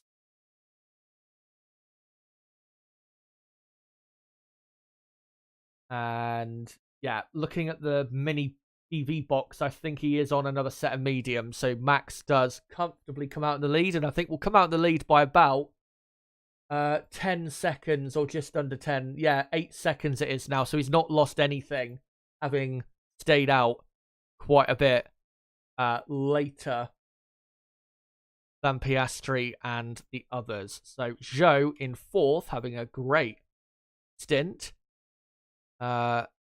Is on the hard tyre. Russell in 5th on the hard.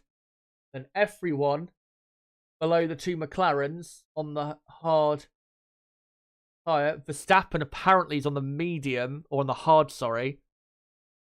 Correct that. We've got, as Alonso has been noted for rejoining unsafely. That could be a penalty, you know. To be fair, I didn't think he rejoined unsafely, so I disagree with that, but yeah, we'll see what comes of that. As Russell has just overtaken Zhou. I'll update that in a moment.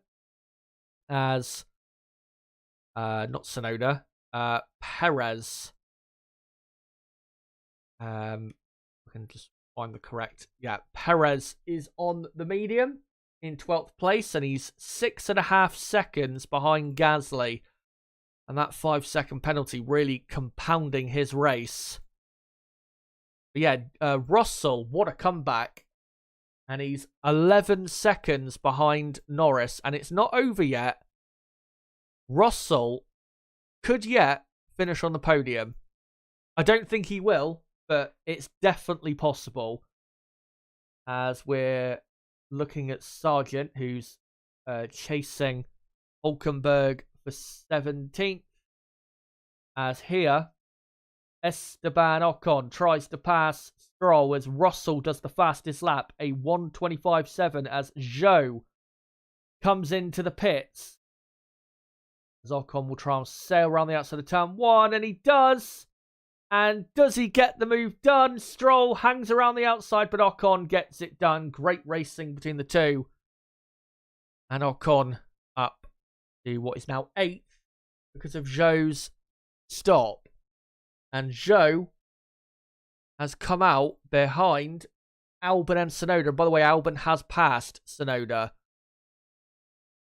So, Zhou is now 15th. And will pit. I think Zhou will have to pit one final time. But it will probably be with like a lap or two remaining. So, probably Zhou will, on his final pit stop, will put on a set of soft tyres. Do the final lap or two. As we're now on lap 37 of 57. And we're looking at Gasly hunting down Stroll. Perez up in 11th now. He is on the medium.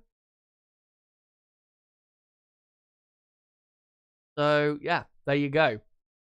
As let me just, hold on, pull this across. As here is Ocon trying to overtake Valtteri Bottas, who's having a good race. And his strategy, I think, will play out well at the end of this race. Because, of course, Bottas, Stroll, Magnussen, Lawson, they all pitted under the safety car. So their strategy is basically one of those strategies that in a normal race you'd see maybe, you know, them doing less pit stops during green flag racing.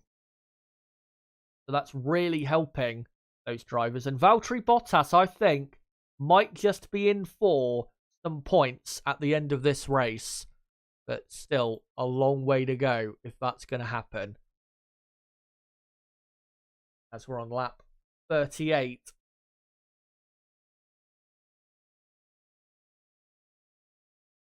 And unfortunately, for any Mercedes fans out there, Russell is not catching Norris.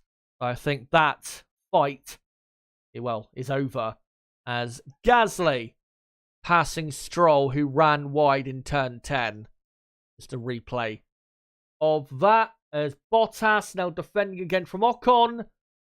Will Ocon get it done now? Surely he will. And he does. And Ocon up to 7th. Alpine still having a good race. And Ocon, 5.5 seconds behind Alonso, who is 2 seconds behind Leclerc. If Ocon can get on with it, might be able to get involved with that fight like he was 20 laps ago or something. As Perez under investigation again for track limits. Come on, Checo. You're destroying your race here. Because if he was 5 seconds further up the road right now, because of course he had to take that 5-second penalty at his pit stop, Perez would currently be in... he'd be ahead of Gasly, probably in 9th place. Now he's 11th. And yeah, he's costing himself the chance of maybe getting a decent result out of this.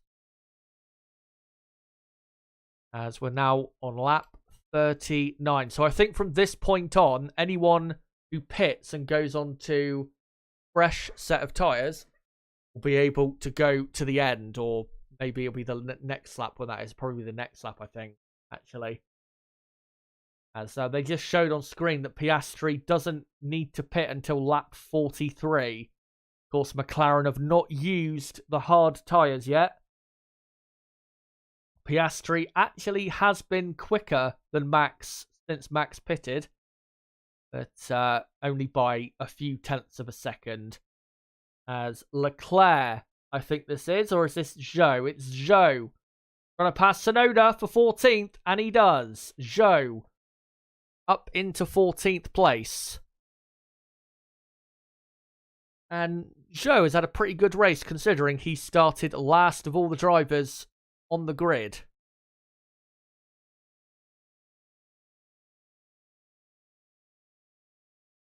And the next battle to look out for is Gasly and Bottas for 8th as... Perez's engineer saying that's another 5-second penalty. This is hurting our race, which is code for please stop doing that. As now we're on to lap 40. So yeah, from now on, anyone who pits will not have to pit again. So we're in final pit stop territory. And this is really where things, of course, in this multiple stop crazy race will get decided. As Valtteri Bottas, so yeah, as soon as we got to that lap, he's come in for what will be his final pit stop, and Stroll pits as well. So does Magnussen. Lawson will probably pit as well. How does the stop go for Bottas? It's okay. 3.1 seconds. And let's see what Valtteri can do now. Can he secure vital points for the team? Remember, guys, Alfa Romeo are only 2 points behind Haas in the championship. So if Valtteri can finish in the top 8, that will put Alfa Romeo up to 8th. And they desperately need that as Hülkenberg pits as well. So 5 cars pitting as we're now on lap 41. As Max Verstappen does 1:25.6, which is the new fastest lap of the race. Lance Stroll has been given a black and white flag for track limit violations. So Hülkenberg is now 18th. Lawson is 17th. Magnussen is 16th. Stroll is now 15th. The Sargent has got a problem with his car. Oh, I think it might be a puncture or something. He looks like he's struggling to turn. Well, thankfully, he's in the final sector, so he's not going to cause a yellow flag or anything. Oh, no. Now he is. And what's he going to do? Oh, that was close. Nearly took Hülkenberg or whoever that was out. The Sargent is now basically at the back. And then it's, Stroll.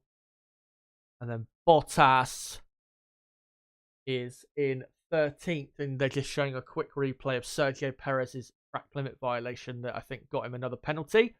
As we're on lap 42. And Norris, next pit stop no later than lap 45. As he's got, 3 more laps has Lando. So, after those pit stops, it is now Verstappen leading. As, Sargent is out. Sargent out of the race, so whatever that problem was, it's terminal. Verstappen leading, Piastri 2nd, Norris 3rd, Russell 4th, Leclerc 5th, Alonso 6th, Ocon 7th, Gasly 8th, Perez 9th, and Albon 10th. With then Zhou, Tsunoda, Bottas, Stroll, Magnussen, Lawson, Hülkenberg completing the rest of the field. Sargent is out of the race. Let me just update that.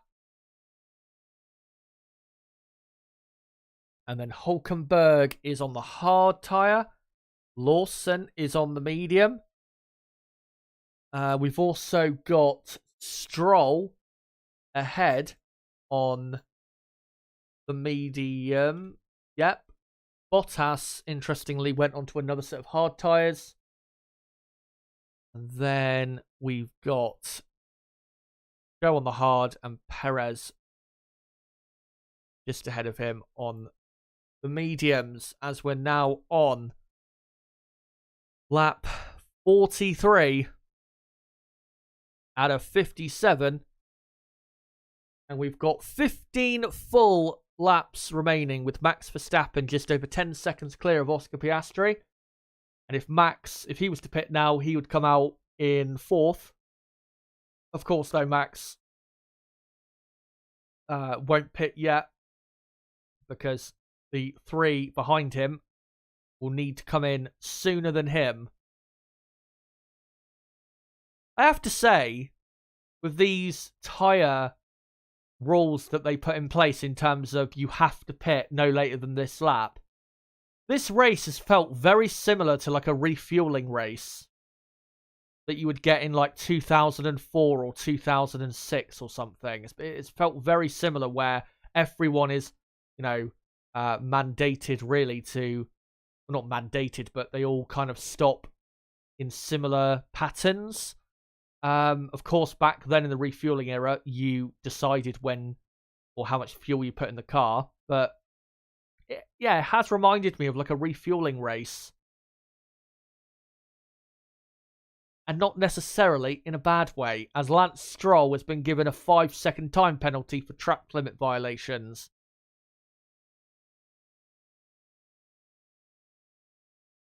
That's going to hamper his chances of points, as Oscar Piastri had to come in on this lap, and he does. End of lap 43, now on to lap 44. As Lando Norris does the fastest lap of 1:25.6. And Piastri onto a set of hard tyres. And Leclerc pits as well. As Pierre Gasly has been given a penalty as well of 5 seconds, probably for track limit violations, I'd imagine. Yes. As Ocon now pits. That is a massive issue now for Gasly to carry through.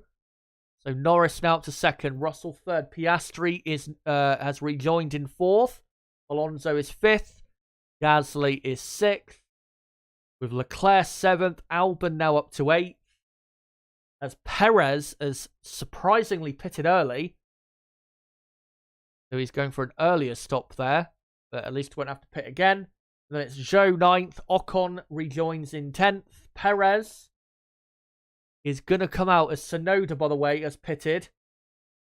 Perez comes out in 13th. So it's Bottas 11th, Stroll 12th, Perez 13th, Magnussen 14th, Tsunoda 15th, and then Lawson 16th, Hulkenberg in 17th. As we're on lap 45 out of 57.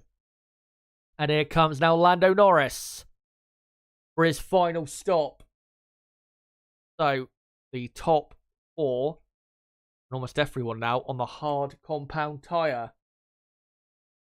And that was a 2.1 second stop from McLaren. They're on fire today, the McLaren mechanics, as Norris will be close with Piastri. Not close enough, though, as Piastri comes out ahead, but that was a brilliant in-lap from Lando, because he was a lot closer than he was before Oscar pitted. So, Russell now 2nd, Piastri 3rd, Norris 4th, Alonso's pitted, Gasly's pitted, Albon's pitted. The Leclerc up to 5th. Alonso has rejoined in 7th, just behind Zhou. So it's Zhou 6th, Alonso 7th, Ocon 8th now. And then Gasly 9th. Oh no, not anymore. Bottas now 9th. Lance Stroll 10th. And then Gasly 11th. Perez 12th. And Albon 13th on lap 46. So almost everyone now has made their final pit stop. As... What's this from Sargent? I think he might have retired due to a physical issue. Looks like he was having a problem getting out of the car there, as Max Verstappen, guys, has literally just now lapped his teammate. Of course, Max has to pit again. Embarrassing nonetheless, as Piastri now does a fastest lap. So, the top 4 are on the hard tyres. Russell has to pit again, though. And then we've got not Zhou. We've got Leclerc on the medium, Zhou on the hard, Alonso on the medium, Ocon is on the medium, and then Bottas is on the hard, Gasly. Gasly? No, it's Stroll on the medium, as Gasly has been given another penalty. So Gasly, his chances of finishing the points is over.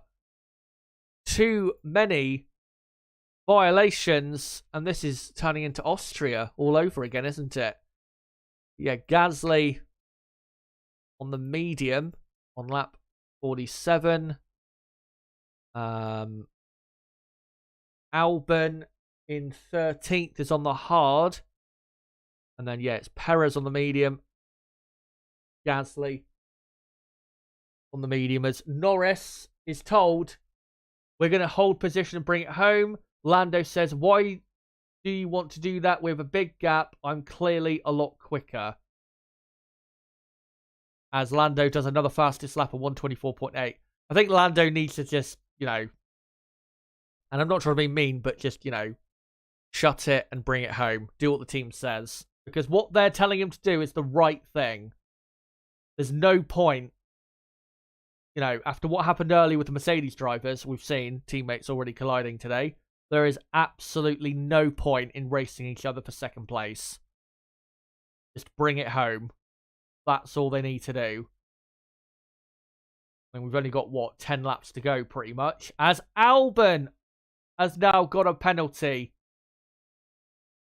of 5 seconds.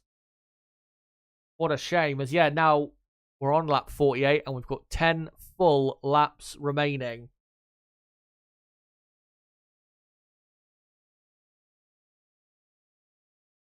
As one thing I do need to update is that Magnussen is not on the medium. He's on the hard.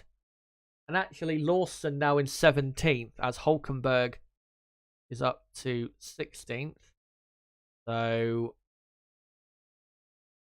yeah, let me just update that as Lando Norris does another fastest lap.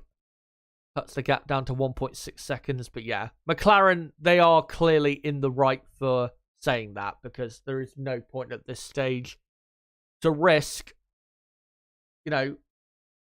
what is going to be a double podium, 33 points, which they desperately need, especially with Fernando Alonso going to finish probably in 6th.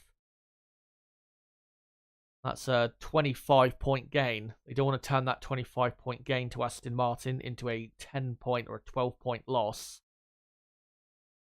But Norris, he's a racer. Of course, he wants to get the best position he can, but needs to leave it go, I think. Of course, in the cockpit, he's full of adrenaline. And we'll be thinking, nah, I want second, but I don't think it's worth it. Not the hill worth dying on, I think, given where McLaren are at right now. As we're looking on board here at, I think, Kevin Magnussen. And what's happened here? Oh, this is just a replay of Albon.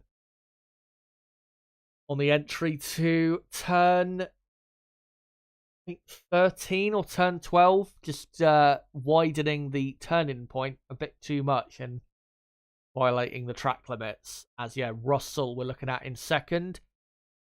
Next pit stop, it says no later than lap 50. So he needs to pit at the end of the next lap. And Russell, if he was to pit now, would come out comfortably in 4th place. He's not in a position to fight the McLarens, because once he pits, he'll be about 12 seconds, I think, behind Lando, if not further. Yeah. Given what happened at the start, I think 4th place is a great recovery. But of course, we all know what everyone's going to be talking about after this race. Russell and Hamilton and the collision. Again, my thoughts is that it was just a racing incident. And it was more so on Hamilton. But I'm sure there'll be plenty of heated, unsavoury debate on social media through into the night. As Russell there just resting his hands down the pit straight, clearly feeling it. And yeah, physically, I mean, it is a tough track, but especially the heat, very tough for the drivers. It is still well above 30 degrees Celsius, even though it is almost 10 o'clock at night.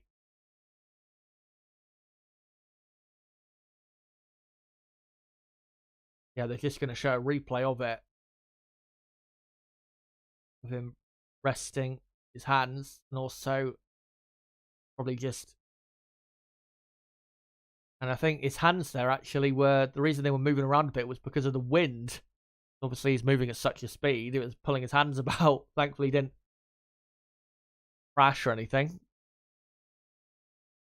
But, yeah, the race for now has settled down as your top 10 on lap 51, as we've got, what, 7 laps to go.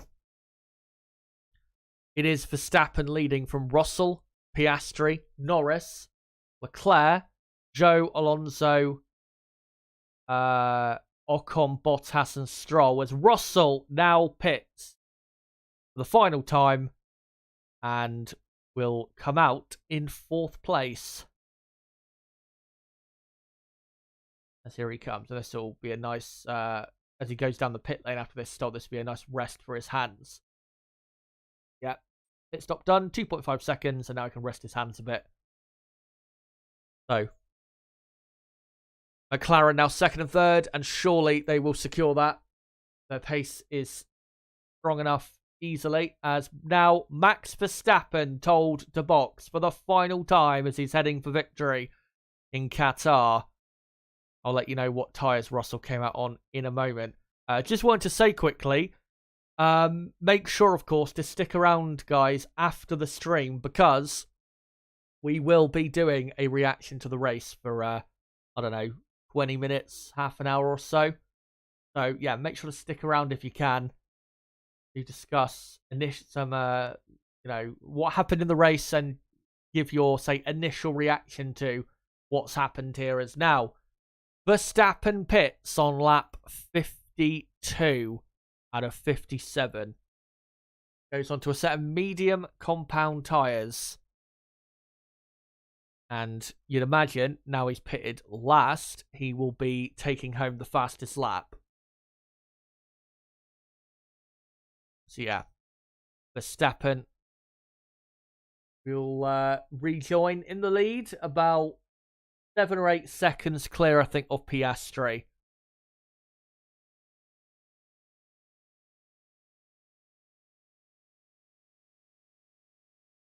So, yeah, with just waiting, I think, really, as it was a slightly slower pit stop of 4.1 seconds there for Verstappen. We're really just waiting for the race, I think, at this point to end, because it is, what do you call it? I think most of the positions are now settled, as they're now just showing some of the drivers lifting their visor just to get some air in there because it's so incredibly hot. As Verstappen, actually, only 4 seconds clear of Piastri, so that slow pit stop really did hurt his gap, but he will still win this race.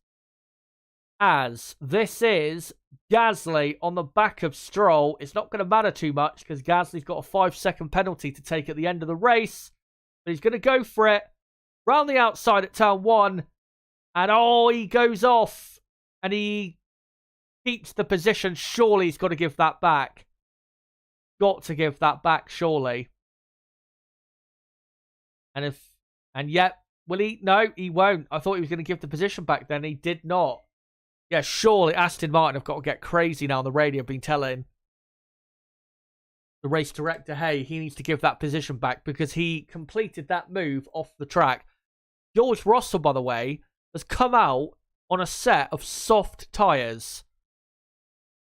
No idea why, but he has. And here's a replay of Gasly and Stroll, and yeah, Gasly completed the move off the track. So he needs to give that back to Stroll. But he isn't. He's now pulled over a second clear. And if he doesn't give the position back, then he's going to get another 5-second penalty. So I don't see what Gasly thinks he has to gain from that. As Zhou now pits, he was running in 6th. As here is Perez and Stroll racing hard over 11th place. As Bottas now goes up to 8th. Ocon up to 7th. Bottas 8th. As Gasly lets Stroll back through, but he's done it as Perez is trying to pass Stroll. And as Perez got past, no, he hasn't. And Gasly has now dropped 2 places, when if he had done it sooner, he wouldn't have lost the position to Perez. As Perez took down the inside at turn 5, but nothing doing there. That was stupid by Gasly. Why didn't he just let him through earlier? Because now got more work to do. As we're now on lap 54 or 57. And Zhou has come out in 12th place on soft tyres. We'll see how much he can gain on soft tyres. Zhou actually is only 2.5 seconds behind this fight with Perez, Gasly and Stroll. So Zhou could get a point here if those soft tyres really fire up. So let me just update quickly. So the top 4, they're on the correct tyres. Bottas is actually on the hard. Stroll is on the medium. Perez and Gasly are on the medium. And yeah, Zhou is on the soft compound tyre. What a race Alfa Romeo have had. Bottas up in 8th with just a few, almost 3 laps to go. And Bottas, as Lance Stroll has been given a penalty of 5 seconds for further track limit violations. So Stroll not going to be getting a point out of this either. But Bottas up in 8th. 3 laps to go now. What a drive from Bottas. And if he does finish there, which I think he will, Alfa Romeo will go ahead of Haas in the championship, which is absolutely crucial for their season. As Max Verstappen only leading by 4 seconds out front, but it's still comfortable as Zhou is gaining on this Gasly-Perez-Stroll fight, but not really by enough. Going to take something wild in these final 2.5 laps.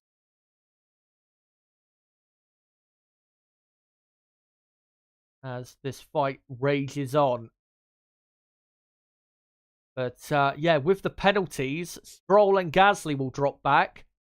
Oh, yeah, so Stroll and Gasly will drop back. So, yeah, that means, as it stands, guys, Zhou will finish in 10th place, at least. And does Perez still have a penalty to carry? I'm not sure if he does. But if he does, that's even better. As Gasly's coming back at Perez, he's going round the outside. What a move. Did he go off the track to complete it? I'm not sure if he did. I don't think he did. But Gasly is up to 10th.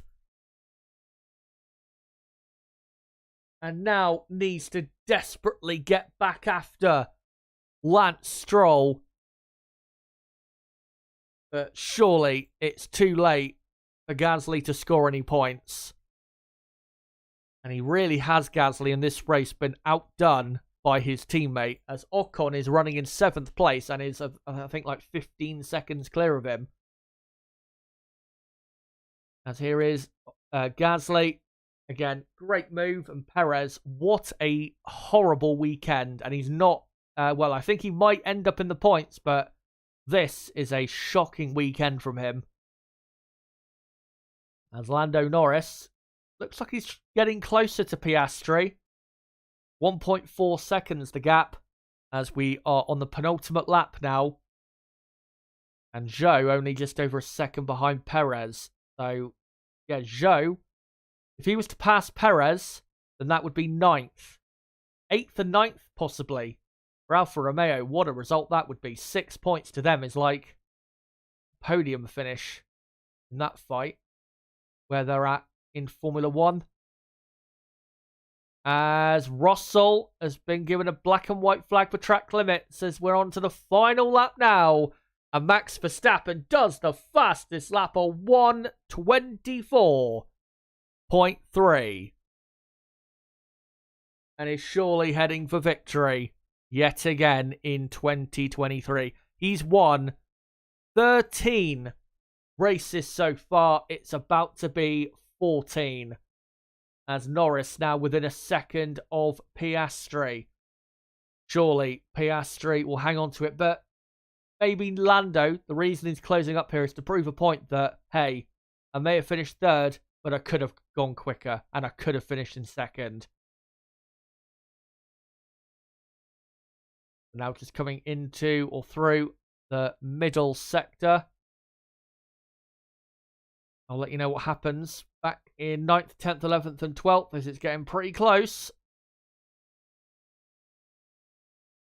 As here he comes, Max Verstappen through the final couple of corners. Yesterday, of course, he did win his third Drivers' Championship, but unfortunately, he couldn't do it quite in style as he qualified 5th for the sprint and finished in 2nd. But this is the best way to cap off a golden weekend for Verstappen, 3-time world champion, and now the winner of the 2023 Qatar Grand Prix. Max Verstappen wins in Qatar.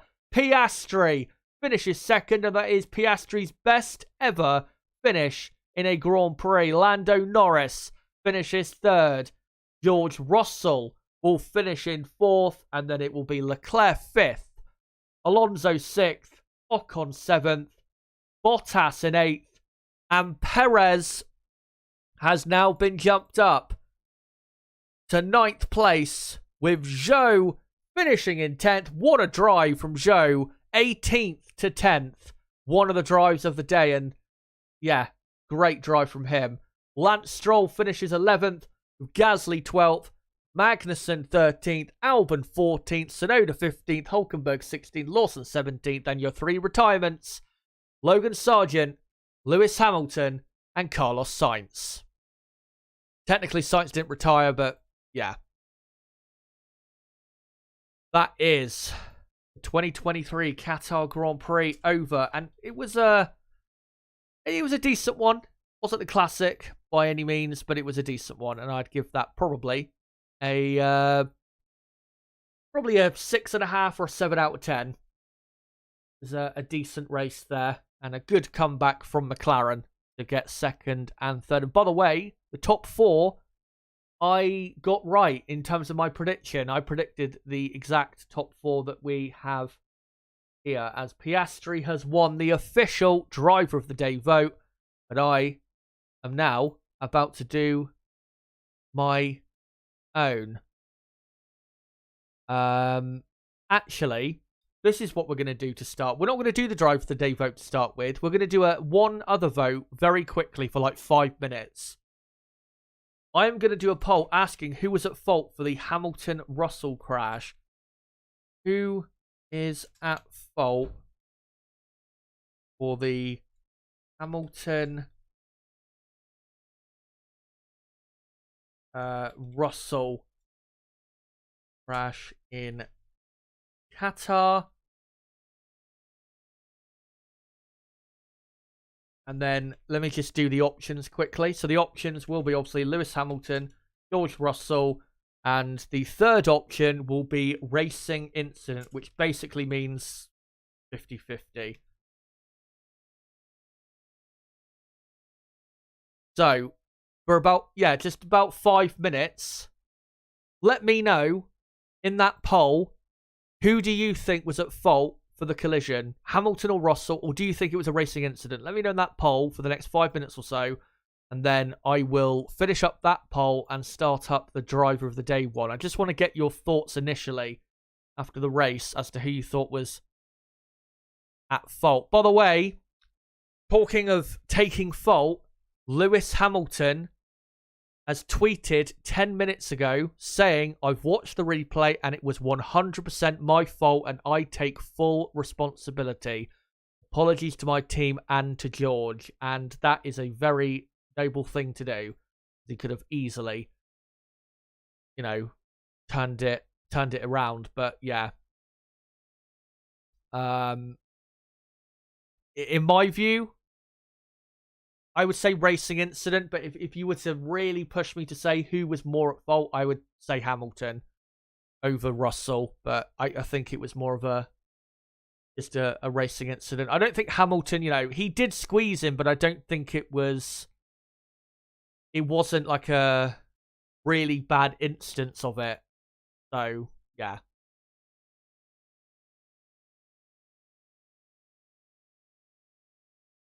Just looking on Twitter to see what you call it, what people are, what their reactions are to Lewis Hamilton's tweet.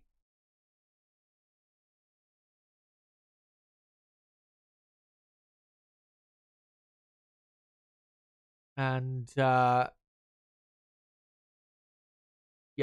seems as though people are taking it relatively well for Twitter.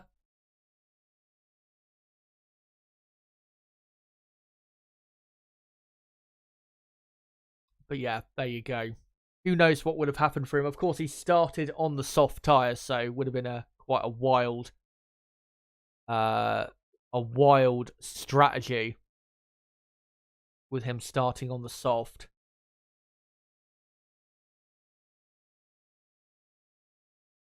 Crystal Racing saying, well, at least someone admitted the truth. Mickey says, in my opinion, Russell should have just let Lewis pass around the outside. If you look back at it, I don't think Russell could have done any more than what he did. He couldn't have given Lewis more room, I don't think. Dustin says, good for him to state that, seeing as he did his usual on the radio, that Russell hit him. Prank says, more Hamilton. I did get the feeling there might be a collision into turn one, but I thought it'd be Verstappen and Russell, if I'm being honest. I didn't think it would be Hamilton and Russell. I didn't think it would. I'm not saying that it wouldn't happen at all, but yeah, I didn't think that was going to be the crash if there was one.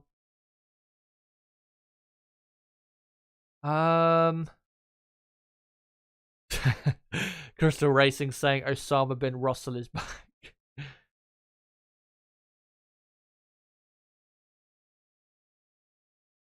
Prank says, if George would have done that to Lewis, world on fire, probably. Ricky says he could if he didn't try to go round Max. I don't think he was trying to go round him. I think he was just trying to tuck in behind him as much as he could without going into the back of him. Again, if you watch the replay from Russell's on board, I don't think really there's much more Russell could have done. But F1's entitled to their view of the incident.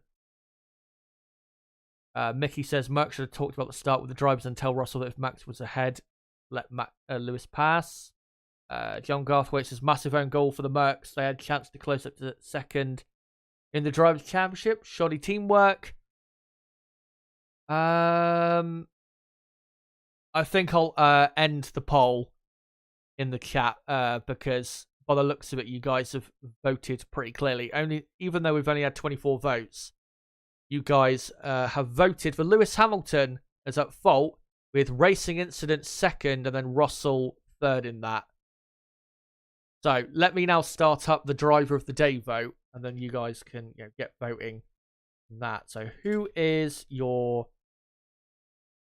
driver of the day for the 2023 Qatar Grand Prix? And your options for driver of the day are going to be Max Verstappen, Oscar Piastri,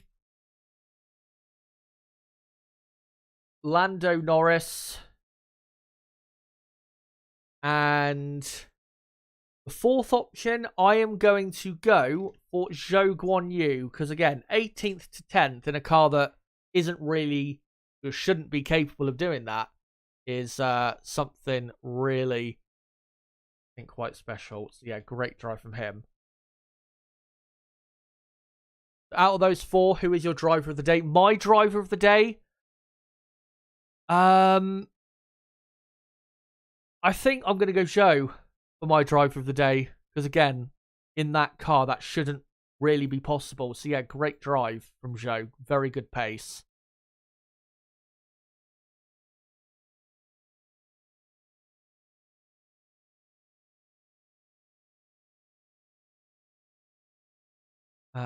Just trying to see if there's any news on Twitter.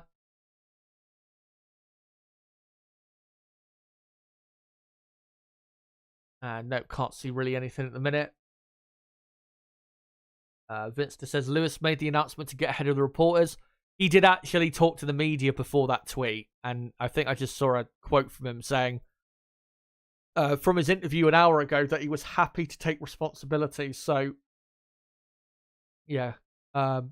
Once the adrenaline dropped, I think he, and then probably looked back at the replay, I think he probably realised that it was more so his fault. Mickey says, I don't see why Merck would put Lewis on softs and not tell Russell to let him pass at the start. Smartest move for the team and Russell. The reason is because you can't predict what's going to happen at the start of a race. You can't organise that sort of stuff at the start of a race. I mean, you can tell maybe one driver, if you're alongside, maybe don't, fight him as hard as you would others. But the start of an F1 race, there's so much going on. The adrenaline is pumping way over the top. Sometimes these things happen. And yeah, you can't really plan or organise a start. You just need to see how your initial getaway is and then go from there. Yanni says, Max did well. Oscar was solid. But I'm going with Perez for driver of the day.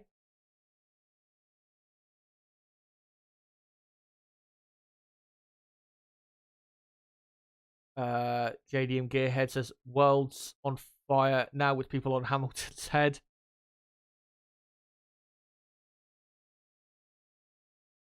Mickey says, good recovery drive from Russell. Fair play to him. Yeah, he probably is another driver that would be an option for being in that driver of the day vote. But I don't think is as impressive as Piastri, Norris, or Zhou, or obviously Verstappen, who won. So, yeah.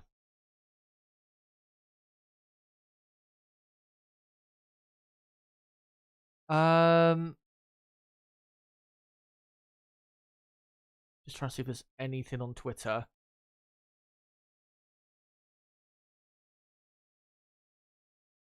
And oh, so Sergio Perez, guys, I've just seen a few minutes ago, was given another penalty. Another penalty. So Zhou finishes in 9th. So they do get it. Alfa Romeo, 8th and 9th. What a performance. And again, even better from Zhou. Of course, he finished the race on the soft tyres. And the others were on the medium. 18th to 9th in a car that was, I mean, it's been quick this weekend, but it's not been, quick for them to easily be breaking into the top 10.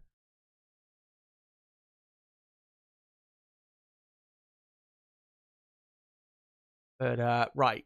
I think what I'm going to do is quickly get into my initial reaction and then probably get through some final comments from you guys and then get to the end of this stream. So, yeah, let me just quickly touch on all the teams. Remember, guys, I will be live tomorrow night at 8 PM UK time, and we will go through a couple of incidents from this race. Russell and Hamilton, of course, will be the dominant one. Then probably a couple of other things. The Red Bull, great weekend. Max Verstappen caps off the 3-time champion weekend. Just how we predicted he would. Great drive. Not one of his greatest weekends, but he's still been good enough in that Red Bull to get the win. So congratulations to Max. Sergio Perez, I know, started from the pit lane, but still a horrendous drive. He had, what, 3 penalties during the race, at least? And only finished in 10th place. Take those penalties away, and Perez probably could have finished, what, 8th, maybe 7th at the very worst. And of course, he shouldn't be starting from the pit lane. Should have been getting through to Q3 on Friday. Horrendous from Perez. And he must step up in the final 5 races, or else he'll be out on his arse by Christmas. Mercedes, a disaster. Lewis Hamilton and George Russell colliding. Again, I'll get into my analysis more so tomorrow evening. But yeah, Lewis Hamilton, he's admitted fault. Crash happened, Hamilton was out, and then Russell dropped to the back. Great recovery all the way up to 4th place. Mercedes in the end proved, as I expected, that they would have the 3rd quickest car, and they did, with Russell finishing in 4th. So yeah, they got the best result they could after the collision. But yeah, that was not a good moment for the team, and they've not scored as many points from this race as they really should have, but at least they've outscored Ferrari. There's that. And talking of Ferrari, yeah, pace was as poor as we expected. At least they finished ahead of Alonso, so a bit of a slightly better result than what we were expecting. And I think Leclerc can be proud of how he drove today, because there was nothing more on offer for him. So yeah, 5th place, decent result for them. And yeah, at least Mercedes have not pulled away too much in the race today, as much as I thought they would.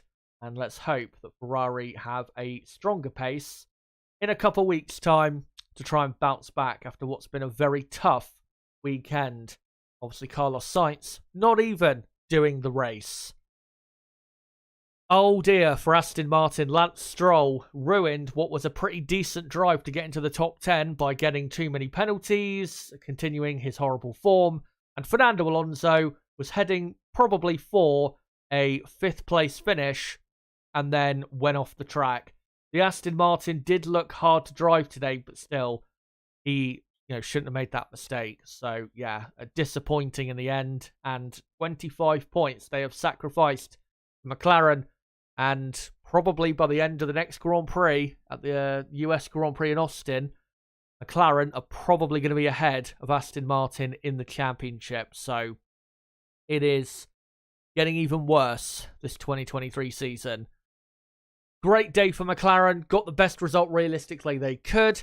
2nd and 3rd, great drive from both drivers. I know Lando at the end was moaning a bit that he couldn't race Oscar, but it was the right decision to secure the best result they could for the team. And yeah, not too far behind Aston, as I just said, and hopefully we'll get that position in a couple weeks' time in Austin. Alpine, good race. Their pace was really strong today. Ocon finishing 7th, and Ocon is now in the top 10 of the championship. So well done to Esteban to get into 10th place. Yeah, great drive from him. Definitely a driver that has not maybe got as much praise for this weekend or race as maybe he deserves. Yeah, Gasly, unfortunately, not quick enough today, plus too many penalties, and that's why he finishes in 12th place. But Alpine, good result from a weekend where some people thought they would have the worst car this weekend. They've really shown those people up. Williams, obviously one car retiring. Albon had a penalty towards the end and just didn't have the pace, unfortunately. At least they got a couple points in the sprint, but yeah, overall, not quick enough. Same for Haas, not quick enough, but in a couple weeks' time, we'll see the B-Spec car. Can't wait to see that, and I really hope it gives them a massive boost, because it would be great to see Haas up there as strong as they were at the start of the year. Alfa Romeo, what a Grand Prix, 8th and 9th, both drivers driving very well. Special shout out to Zhou Guanyu, driver of the day in my view, 18th to 9th. What a performance. And yeah, Alfa Romeo now on 16 points and up to 8th in the championship. And they're only 7 points behind Williams. And maybe, Haas can get back ahead of them if Haas's B-Spec car does work in,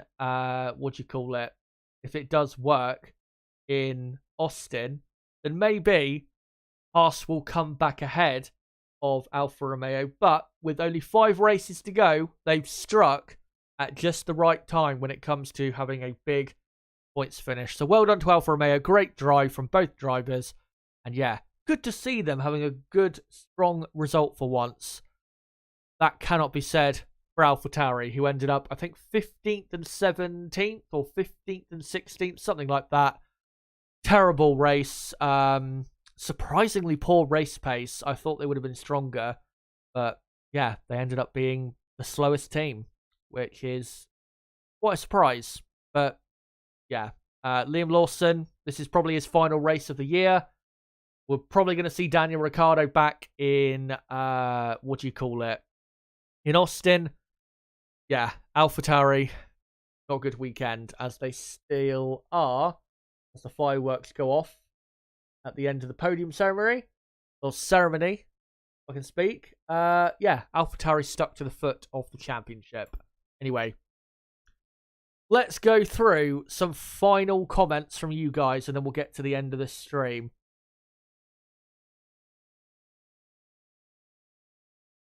Turbo says, if McLaren or Aston finish ahead of Mercedes next year, it's probably over for Merc until 2026. You could arguably say that now. There's no guarantee next year that they'll turn up with a car good enough. Perez is just broken, says Turbo. From my first-hand experience in racing, I've seen it and also experienced it. You either work through it or it consumes you. Perez won't. Perez is done.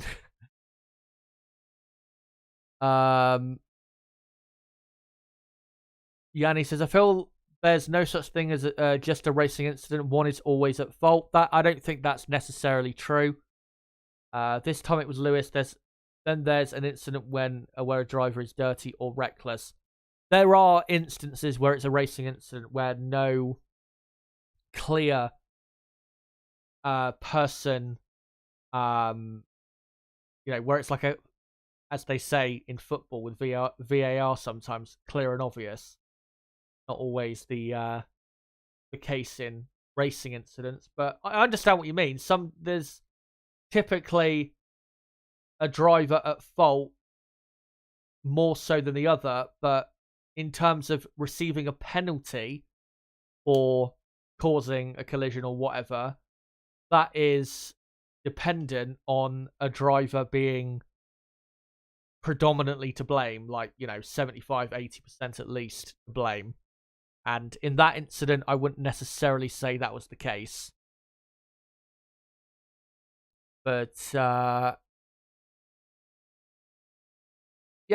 I think we'll finish up this poll quickly. And 29 votes. I asked you guys, who is your driver of the day for the 2023 Qatar Grand Prix? And you guys voted for Oscar Piastri, with 55% of the vote. Max Verstappen second, 34%. And then Norris and Zhou third and fourth. Thank you guys very, very much for voting in that poll and for coming along for tonight's stream. It's been brilliant to have you. Just a quick update. This is the next 2 pieces of content on the channel. Tomorrow night, I will live at 8 PM UK time to cover some of the talking points from the Qatar Grand Prix weekend, such as the crash between Russell and Hamilton. And then in 10 days from 10 days later from that stream, I'll be live again for the United States Grand Prix weekend preview. And that US Grand Prix, by the way, is the first part of a triple header.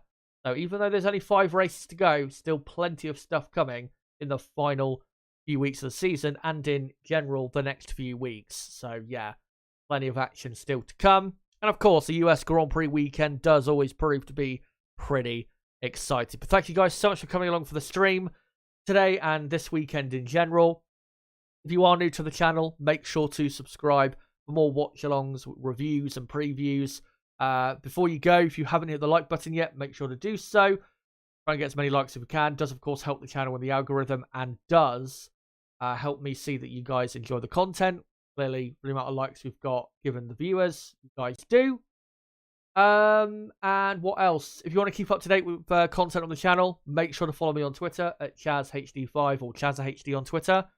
And if you want to join my Discord server, link below in the description or even in the live chat, if you want to join our community of around 500 people. And there's a great place to keep up to date with what I'm up to and, you know, channel updates and stuff like that. But guys, until my weekend review of this Qatar Grand Prix tomorrow night at about this time in 24 hours, 8 PM UK time, it has been me, Chazza HD. Goodbye.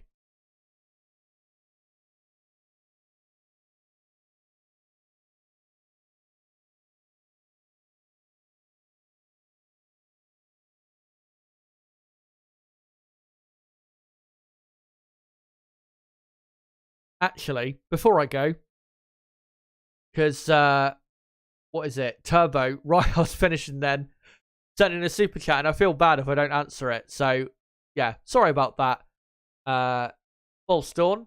But, let me just answer Turbo's super chat quickly. $5. By the way, mate, thanks for the super chats. Really appreciate it.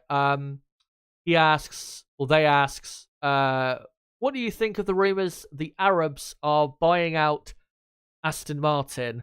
I know, of course, Aramco, they're a Saudi-run, you know, thing. One of the biggest companies in the world, from what I've heard, in terms of, is it the amount of capital they have or something like that? I can't remember exactly what it was, but yeah, they've got an absolute shit ton of money. Yeah, it's possible, but I think we're going to have to wait a few years for that to happen. But anyway, cheers for the super chat. Cheers to you guys. And again, it's been me, Chazza HD. Goodbye.